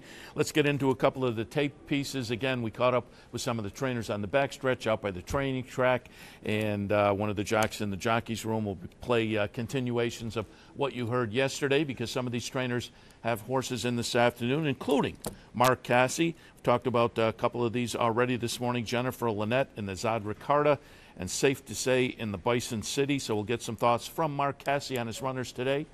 That's up next. Let's move on to some of the other horses you have this weekend. Man, you are loaded in Charlie Barley. Charlie Barley, a mile on the turf. Mock Tree, a good second in the Marine, working well and gets back on the turf. Talk a little bit about Mock Tree. Mock Tree's a horse that he likes the synthetic, likes the turf. Just trying to get him to step up a little bit. I think he's a nice horse, but he needs to step up his game a little bit, and he's trained well coming into this race. Mock Tree on the inside, giving chase down the lane in the Marine Stakes. It's O'Kratos, and Mock Tree finishing pretty well. O'Kratos in front. Mock Tree can't get there, and O'Kratos by 3/4. Mock Tree. Elusive Mischief, a lifetime best buyer, winning for the first time on the synthetic, gets back to the turf. What are your thoughts on Elusive Mischief? He's been a disappointment. He was until his last race. We've always put him in high regards. He broke his maiden impressively, then struggled with a couple races that things weren't perfect. Brought him up here, tried to get him some confidence, and it was a confidence builder. He ran a tremendous race. Going back to the turf, I do a lot of this, and the reason I have 4 of them is the synthetic. There's limited opportunities on the synthetic, so we're looking at turf, because if they can turf, they can go anywhere, and that's the reason why I have 4 in, and we're just looking for answers. Blue Blood also ran well in the synthetic, when second in the Queenston. Thoughts on Blue Blood? Blue Blood can do a little bit of anything. He is a Canadian bred. So at this time of year, all the concentration is where races is on the Queen's Plate. So he just can't go that far. So we'll see. I think he's a great sprinter. This may be a little far for him. Ride a Comet 2 for 2 on the turf. Ride a Comet is, he's the half brother to last year's Tapparet, the Belmont winner, and he's a horse that could end up being a pretty good horse. So far, his 2 races on the turf have been better than average. He's a horse with a big effort. You could see him south of the border next. So he's Saratoga. Yeah, that's a good possibility. We're working on that every day. We plan to have a fairly large team at Saratoga. So yeah, we look at that every day. Second, and now Patrick Husbands and Bletchley putting in a great stretch run down the outside. It's Negon's Eclipse in front. Bletchley flying home on the outside. Negon's Eclipse has held on to win a half a length. Bletchley second. Let's move on to the Dance Smartly, because Bletchley in there comes off the solid 92 buyer, the near miss in the Nassau. Pretty good 58-3 work. The question with Bletchley, to me, as I say, seemed to be coming in good form, but again, the 1.25 mile distance in the Dance Smartly. That's a good, it is a good question. She rallied into a good pace, maybe was the best in her last start. She's trained exceptionally well up to this race. It's just a matter of, can she go that far?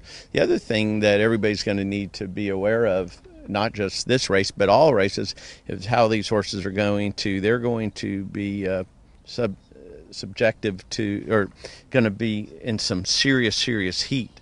So that's a concern. Yeah. You just don't know who's going to take the heat and who isn't. And speaking of that, what are the precautions that were taken? When we talked with Rob Landry before we went on the air, he was talking about here on the back stretch, there are hoses all around and on the way to the training track and on the way back. But race day, same kind of situation.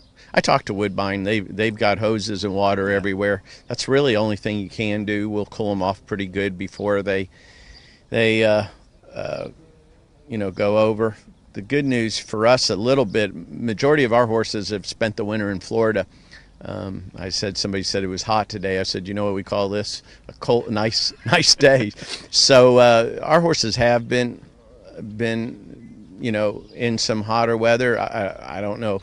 Hopefully it gives us an advantage. I'll take it. Yeah, we run into the same, there are 3 or 4 days every year at Saratoga where you run in the same. You just have the hoses and then take care of the horses before and after the race. Let me just touch on a couple on Sunday before we let you go. The Zadra Kartra or Zardakarta. Zardakarta. Yeah, Zardakarta. Easy for me to say. But you had a couple of horses in there, but the same owner, and also you listed probably Patrick will Cousins. run both. Okay. I haven't decided for sure. Jennifer Lynette is supposed Yeah. to run, and you know, if she brings her A game, I think she gets it done. You know, she's been running against some of the best turf sprinters, fillies in North America, and ran well. Just trying to give her some confidence. It's not an easy race. It's a very Nine Guns good. Eclipse looks good, but Yeah, after that, it's a good- Jennifer Lynette. It's a looks- good race. It's a extremely good race. So it's going to be tough. But like I said, if Jennifer Lynette brings her A game, they all have to beat her. And the Bison City, F, safe to say, third in the Celine. Dixie Moon was second in that, came back to win the Woodbine Oaks. This is going to be the third start of the season. It seems like safe to say in pretty good form. Yeah, she's a funny horse. She doesn't train like much. In fact, she ran extremely well first time. Kind of was a shocker to me this year. And then I thought her effort was solid in the Celine. The filly that could move forward is Mo Big Cat. Mo Big Cat is lucky to be alive. She was the favorite for the Princess Elizabeth, and the morning of the race, or 3 o'clock that morning, she had colic surgery. Had to go to Guelph.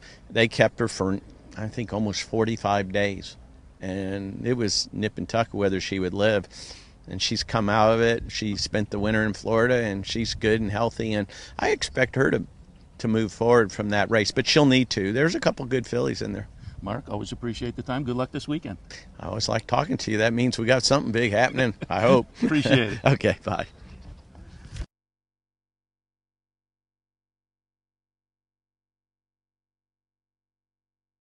Thanks to Mark Casse for taking a few minutes out by the training track on Friday morning, and congratulations to Mark and team on the win yesterday in the Queen's Plate with Wonder Gadot. Up next, Roger Attfield. He has a couple in the Dominion Day today, as we've said a couple of times already this morning. A really nice stake, the Dominion Day, among a few stakes today on the card. But Roger has Are You Kidding Me, the horse I put on top, and Tiz a Slam in the Dominion Day. So we'll hear from Roger Attfield right now. Let's go on to Sunday in the Dominion Day. Are You Kidding Me? Third in the race last year, but really comes in great form. Won the first two this year, including the Eclipse. Are You Kidding Me on Sunday in the Dominion Day? What are your expectations? Yeah, I always love him. I mean, he's just a lovely horse. He always runs his race. He, you know, he's just a very, very honest horse, and he's in great form. And you know, he doesn't know he's as old as he is, and I love him every time he goes out. So. Are You Kidding Me in front? Melmich is releasing the brakes on the outside. Gigantic Breeze fighting back. Melmich coming. Are You Kidding Me in front? Gigantic Breeze and Melmich. Are You Kidding Me's holding out. Melmich on the outside. We're down to the 2. And Are You Kidding Me's got it 1. Are You Kidding Me's done the job in brilliant style. Has won the Eclipse Stakes. As a trainer, I'll ask, as handicappers, we often look at the third start back off a layoff as one of the better efforts. As a trainer, do you consider that as well? Not particularly, Okay. no. It just depends on the horse, really. But you're hoping for that tomorrow. But I like your idea. Yeah. And Tiz a Slam also in the race. Had a wide trip when fifth in the Eclipse, but seems to be working well. Talk about Tiz a Slam. Yeah, he's an interesting horse too. I mean, I think he's got, he has a fair bit of ability. He's a big, long striding horse that he can't get himself in a race where he has to check or be taken up a little bit. He just can't get himself going again. He doesn't have a real good finishing kick anyway. He's a big galloping horse, and that's why quite often we keep him wide, because he gets to run his race that way, but he does lose ground doing it. But if you have to check him, you never get him going again, so. But he's in good shape. Roger, good luck this weekend. Thank you so much. Appreciate it. Thank you.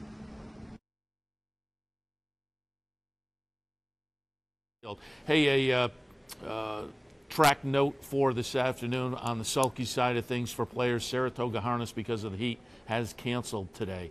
So if you're a Saratoga Harness player on Sunday afternoons, the heat has put them on the sidelines for today. They've canceled. I expect they'll be back Thursday afternoon, certainly next week, but might mark that down on your calendar. All right, we're going to head to a break.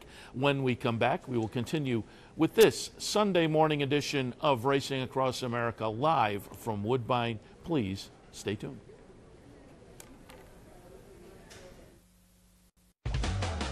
This is Racing Across America with Seth Merrow.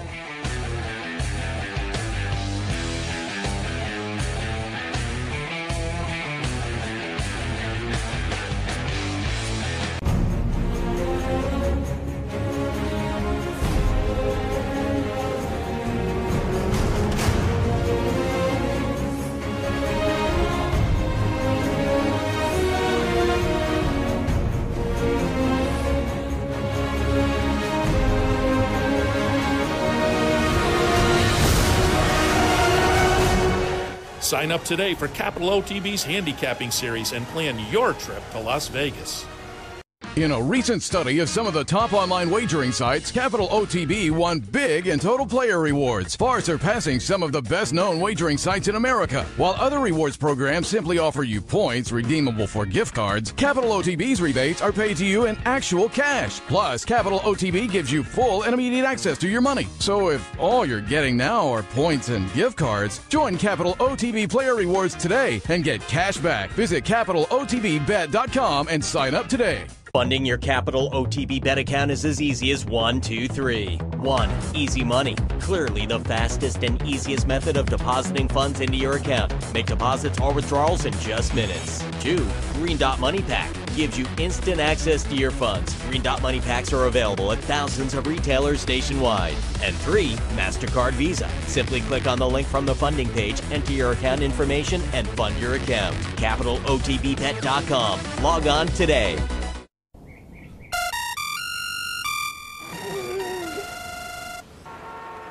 Come on.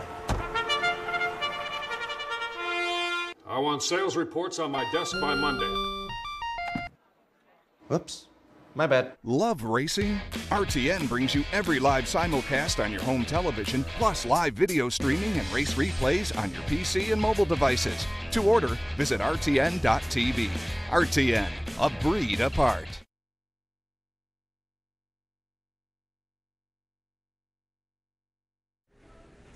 Welcome back to Racing Across America. Up next, we caught up with Chantel Sutherland in the Jocks Room. We talked to her a little bit. You heard it yesterday. She had Ing in the Queen's Plate, so we hit on that a little bit yesterday. But we also extended the conversation because she has returned to Canada and Woodbine specifically for her career this season. And we talked a little bit about riding at Woodbine. She was, you may remember, a Sovereign Award winner, I think a couple times as an apprentice up here, Sovereign being the Canadian equivalent to the Eclipse. So again, we talked with Chantel about her career and the return to Woodbine for this racing season. That's up next. Fill us in a little bit too. You've returned to Canada. Yeah. You know, this was where you started, and a couple of Sovereign Awards on your resume, and now you've returned. How's the season at Woodbine going so far? Good. You know, it's there's some good jockeys that have moved in, and there's a lot of new faces. I find that the Canadian trainers are very loyal, which is a good thing, but not a good thing for me. So it's kind of, you know, I like that about them. I like that Canadians are like that. And it just is going to take a little more time, and some. It's probably, we really got to look for 2-year-olds and sort of get the new ones that are coming in. But it's good. I'm happy. I'm healthy. I'm with my family. I feel a lot of support from a lot of the trainers, so it's good. And I'm making money, so it's you know, it's kind of what all you need to ask for. And I'm in the plate, and I just, you know, I've only just got back here after 10 years, so. As a handicapper and a player, I always tell the story. A couple of years ago was my first trip up here, and I was watching a turf race on the TV, and my horse took the lead at the top of the stretch, and I thought, oh, and I walked out. There was a door right there. I walked and then looked and thought, oh, there's still a long ways to go. Yeah. That outer turf course, that's a long stretch. Is that an adjustment for a jockey? I love the turf here, and I love turf everywhere, and what I love about Woodbine is that they put another turf course in, so double turf is fantastic for me because I love grass, and I seem to get lucky on the grass, and people have said I'm a turf rider, which is fine with me, and the pace I get, I just flow better. I flow great on the grass. The Tapeta has been tricky for me. I thought the Poly I got, but the Tapeta is a little different. You really have to save your horse, and you have to save ground, but you also really have to go slow. I can't get over how slow sometimes you got to go in the first part of the race. That being said, sometimes speed horses get eaten up in this Tapeta, but you know, what I love front running horses. I love all kinds of horses, but I do love a front runner.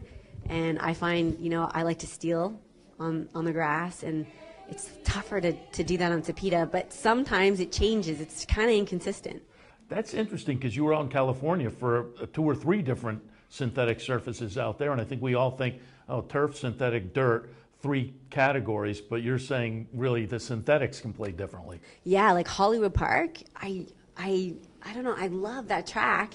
Then when we had Tapeta at Santa Anita, I didn't care for it. The dirt, it's so fast. You have to be so fast at Santa Anita, and the kickback's not great. But then Saratoga, I was, you know, the queen of the long shots. I love that turf course. I don't know. And I love the grass course in New Orleans because the turns are tight and you really got to know how to ride.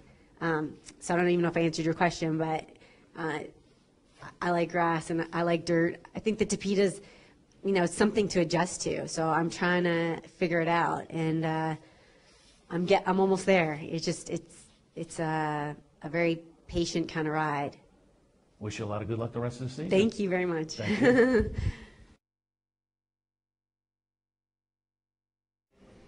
Go. Wishing Chantal Sutherland good luck on a return to Canada this season. Also caught up with Norm McKnight. We talked to him in the paddock on Friday afternoon. We hit on some of his horses in yesterday's races with our tape piece yesterday, but we went on to today because he has Dublin Diva, a couple actually in the Zadricarta, but Dublin Diva is interesting to me, having won nicely off the long layoff last time. Could be a player, at least a pace player, in that Zadricarta. But we also talked with Norm about his really good meet down at Oaklawn in his first season down there as well. So up next, high percentage Woodbine trainer, Norm McKnight. Let's move on to Sunday, the Zadricarta, 7 furlongs on the turf. You have Inspired Vow, but the one that intrigues me is Dublin Diva. Seasonal debut as a lifetime best buyer figure off a long layoff. You had to be impressed with that return from Dublin Diva. Absolutely. I mean, we claimed that filly last year. Unfortunately, she had a lot of foot problems, and we gave Mr. Chickendance gave her the year off. We just couldn't get her back to the races after we claimed her. Gave her the year off. It just did her a lot of good. She raced in her first start the way she trained, and she's breezed back since that race. So I really expect a big effort from her. I wouldn't be surprised if she won. Madison Way trying to get on by. Dublin Diva on the inside, shaken up. Madison Way almost leveling. And they're clear, followed by West Lodge Intrigue and Arthemisa, but it is Dublin Diva still in front. Dublin Diva holding Madison Way. West Lodge Intrigue in third. And Dublin Diva breaking loose and has the first race clearly won. Dublin Diva rolls on to win by 2.5 lengths. Just going to shift gears a little bit here because we do the handicapping show on OTB TV in the afternoons, look at tracks from all around the country. We were paying attention to Oaklawn this winter, your first meet down there. And that they're claiming that to begin with, but you claimed a lot of races. Were you happy with your first Oaklawn meet? Oh, absolutely. I mean, I absolutely loved Oaklawn. My wife loved Oaklawn. A lot of terrific people down there, great facility, management and public, they were just fantastic. I can't say enough about Oaklawn. We took a lot of horses there that we were looking to move, turn over. We did, and we claimed a lot. And I think for the most part, I think we upgraded our stock. So I'm very pleased with that. And I listened and watched the interview you did with Nancy Holthus down there. Talk a little bit about your previous career on the harness side of things. You were driving her trainer on the sulky side, right? Absolutely, yeah. For a lot of years. You bring something from that game over to this side? Well, it's horses are horses. I mean, they're the same. It took me a little while to figure things out, but they're not that different. Like, they're not as different as everybody thinks they are. The transition from harness to thoroughbreds. Horses are horses, and you just have to figure out what makes them tick. Yeah. And any desire to maybe at some point go back and sit in the sulky again? Absolutely not. Good luck this weekend. Thanks so much. Thank you. All right.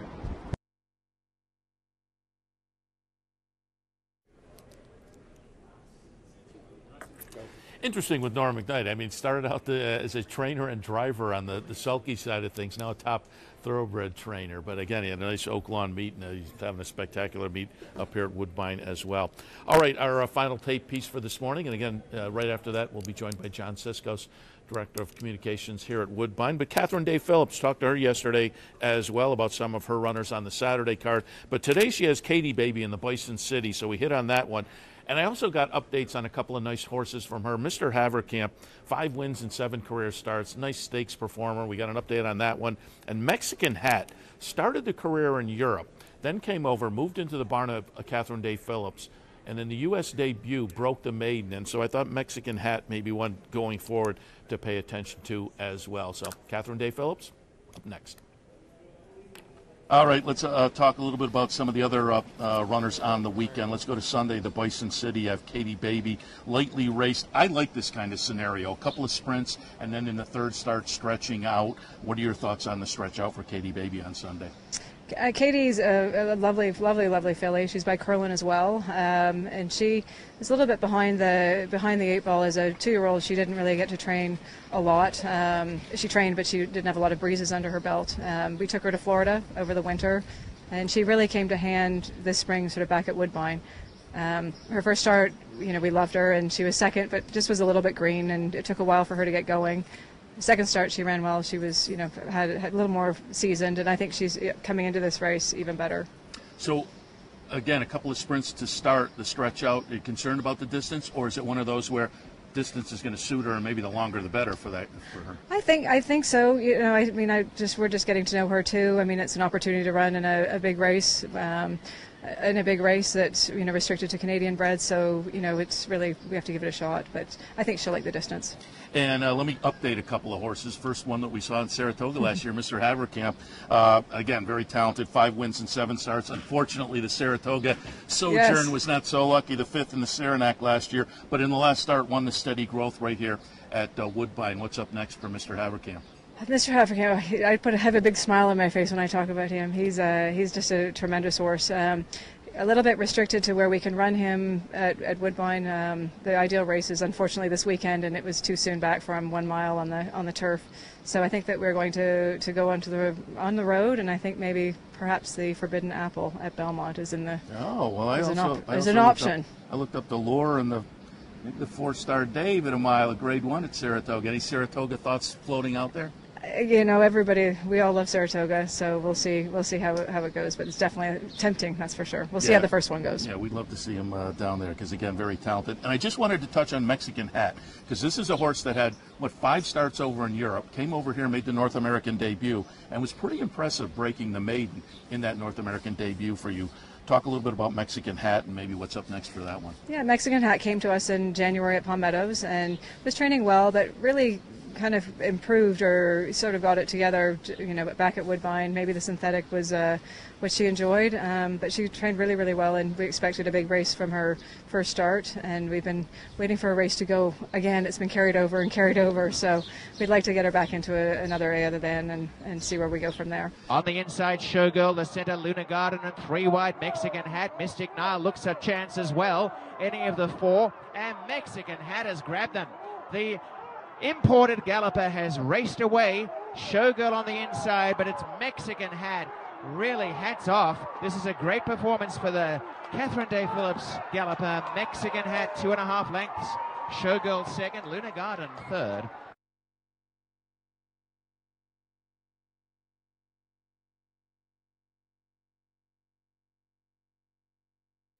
Two, one.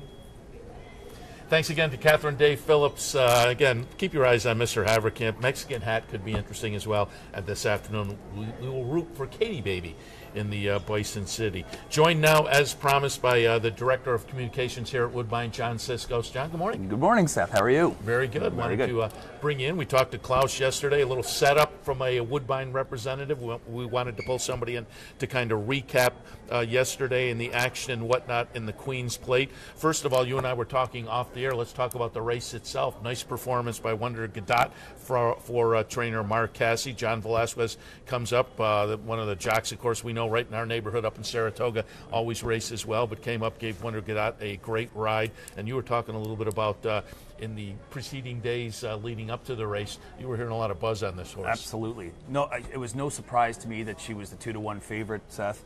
I went to my favorite day of the year is the Friday before Queen's Plate, and you walk around, talk to all the trainers that aren't in the race, and ask them who's going to win the race. I went to 4 of them, all prominent traders, including 2 Queen's Plate winning trainers, and trainers of horses of the year. They all said the same horse. It was Wonder Gadot.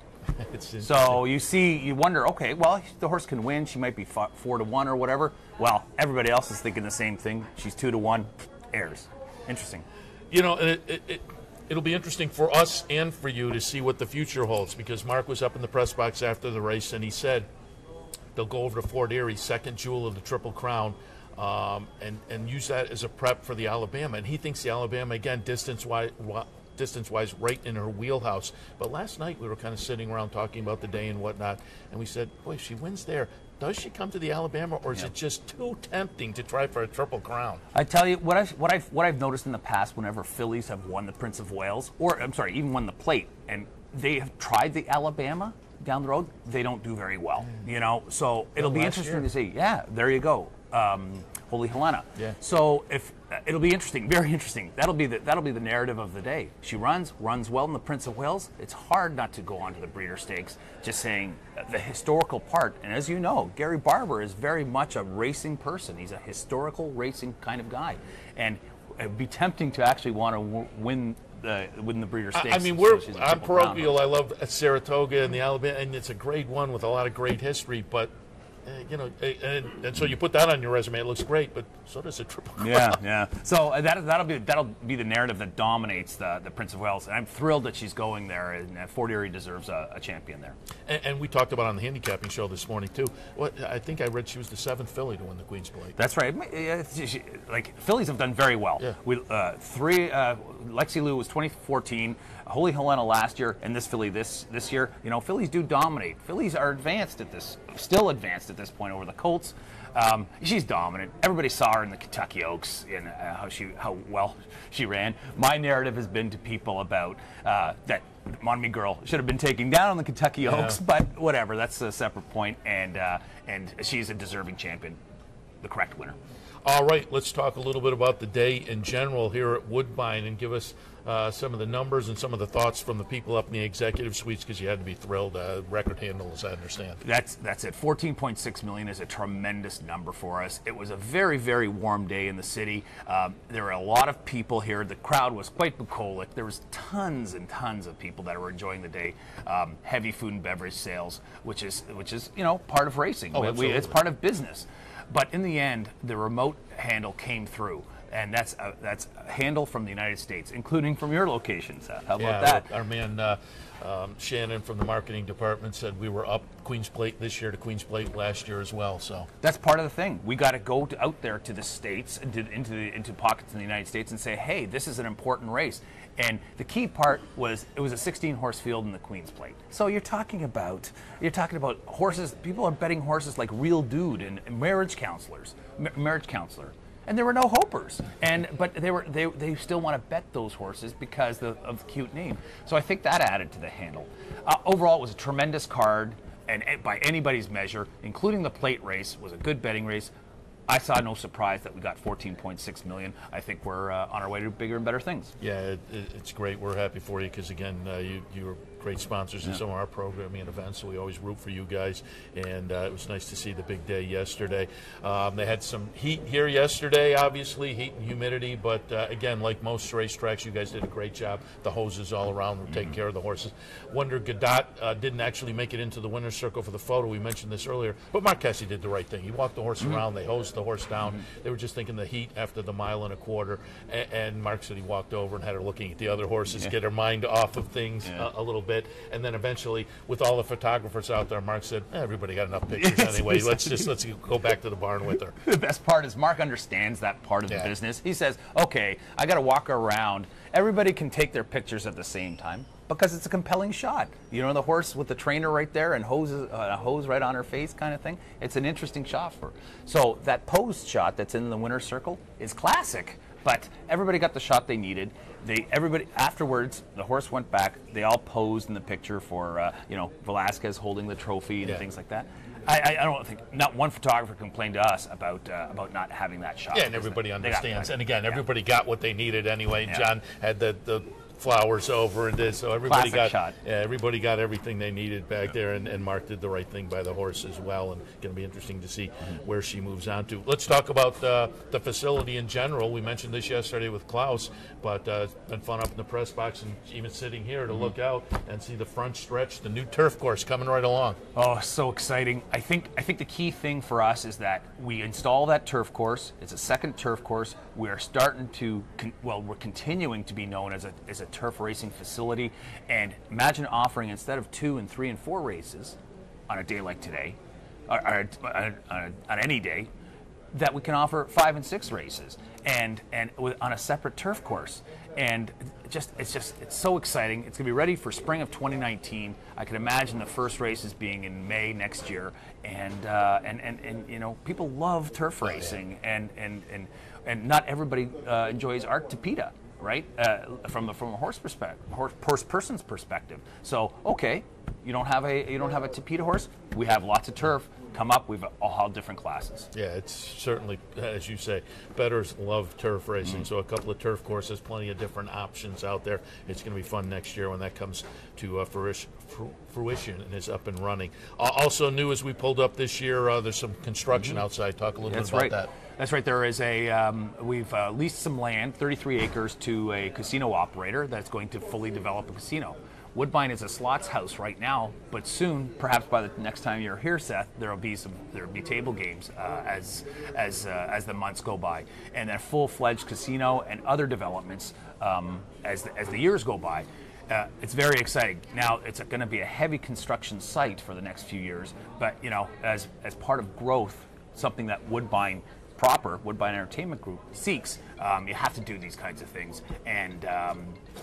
So a casino will be here literally with tables by the next time you're here next summer. Nice. And always important to have the political side of things be friendly to horse racing. And I noticed on Twitter yesterday the new premier of Ontario, Doug Ford, showed up for the Queen's Plate. That's always nice. Oh man, it was so much fun. And I was up in an area where he was, and he's like a rock star. You know, he walks around and shakes hands with everybody. Can I have your picture taken with? This kind of stuff. Can I talk to you for a couple minutes? And it's not because of any political action or political perspective. He's a rock star. He's just a popular guy. The key thing about him is that we call them ridings in Canada. I suppose it's like a district in the United States. Woodbine is in his personal district. So he's come to the Queen's Plate before he was in the public service, and a big fan of racing. So it's very exciting. He came up here. He was very casual and just enjoyed the day, which was thrilling to us. Yeah, as I say, it's always nice when you can get tied in and get good political feedback for the racetrack from the guys in power. So it was nice to see the new premier here yesterday. And speaking of that, I saw him on Twitter. You guys are really active on social media, and one of the racetracks, and I think racing all over has embraced it more and more in the past few years, but you guys were kind of at the forefront of that, and really are leaders going forward as well. A lot of social media activity via Woodbine. Thank you very much, Seth. I appreciate that, because we feel we are very excited. We feel that's a way to connect with the fans. Quite simply, you know, that's the fundamental. We're the wholesaler that goes right to the fans. Now, so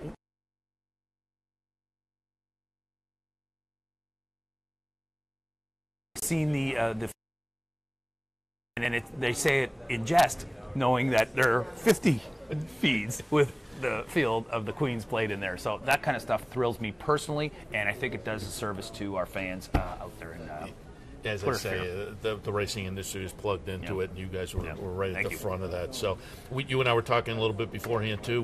Your CEO, Jim Lawson, also is Board of Governors Commissioner, the chairman of the Board of Governors for the CFL, and I read a couple articles leading into this. He was bringing some CFL marketing ideas over here for the Queen's Plate, which is a great idea as well. Remember, the CFL, the Grey Cup is a 100-plus year entity as well, but it's not the Grey Cup that it is now. And I think it's with Jim's leadership that has become the Grey Cup that it is now. In fact, the CFL League is what it is because of him. So he's trying to apply some of those concepts here with our Queen's Plate and our racing in general. And I think we can't forget how powerful that expertise is. So if we can turn the Queen's Plate into the Grey Cup, where it's Canadiana and it's a must-see event and all of these perspectives, I think it's very valuable for the racing industry. Ultimately, the most important thing to us. Yeah, and again, yesterday, another great day here. The few years we've been up here, big crowds, and we touted it on the handicapping show earlier. From our area, it's a really reasonable 6-hour drive. You're on the highway, and it's worth coming. Great facility. You guys, the hospitality is great. We appreciate it. More importantly, people want to cash some tickets. So just before we let you go, you and I were talking on the air, and I said, you had one for today. You pointed, and it was a horse I like. So reiterate, make me look good. I like in the Bison City, which is Woodbine's race 8, number 6, My Borrowed Angel. I spoke to Mike Wright the other day a little bit, and she said, I'm going to take a shot in there. And you look at her, and the only thing she lacks is true class at this point. But she's fast. Yeah. She hasn't been in a stake or a graded stake yet, but I think today's the day. I think she's going to be great value at 5-1. I love horses in this way, where they've shown a little bit of talent, and they have shown some result in fast times, and the only thing they got to worry about is the other horses. I think she's going to run very well I love today. the scenario of a couple of sprints and then a stretch out in the third start. So I'm right with you with My Borrowed Angel. We'll see how it works out today. John, we appreciate it. Thank you very much, Seth. I'm going to thank you, and I have a little list here. I'll make sure I don't miss anybody. John Siskos, of course, Director of Communications. Jim Lawson, the CEO. Keith McCalmont, Klaus Ebner, Andrew Barnhart, and Andrew Faria as well, all participated in making it another great visit for us from Capital OTB with Woodbine. Great partnership, and John, we appreciate it. Seth, we couldn't have done this stuff without you. Thank you very much for coming up. All right, and we will wrap it up for our live visit, Queen's Plate. I guess Woodbine Mile. I guess maybe we'll. That's right. We'll that'd be lovely. We'll swing back. Great fun. Maybe just try and draw Justify here or something like that. There you go. Think big, baby. I like that. Beautiful. All right, we'll wrap it up for this visit. The Queen's Plate weekend, as always, a lot of fun. And again, we tout a visit up here. Make a few days of it. Visit Toronto, and again, if you make the cycle right, you can make a Finger Lake stop and a Fort Erie stop. You can have a whole trek scenario, but stop at Woodbine. Certainly put that on your list for a summertime activity. All right, wrapping things up for Racing Across America. Again, thanks to everybody at Woodbine for their hospitality. Enjoy the racing this afternoon. Again, Saratoga Harness, because of the heat, has canceled on this Sunday afternoon, but the rest of the menu is alive and going here on Capital OTB TV. Enjoy the afternoon. We'll see you back in the studio next week. You're watching OTB TV, a service of Capital Off Track Betting.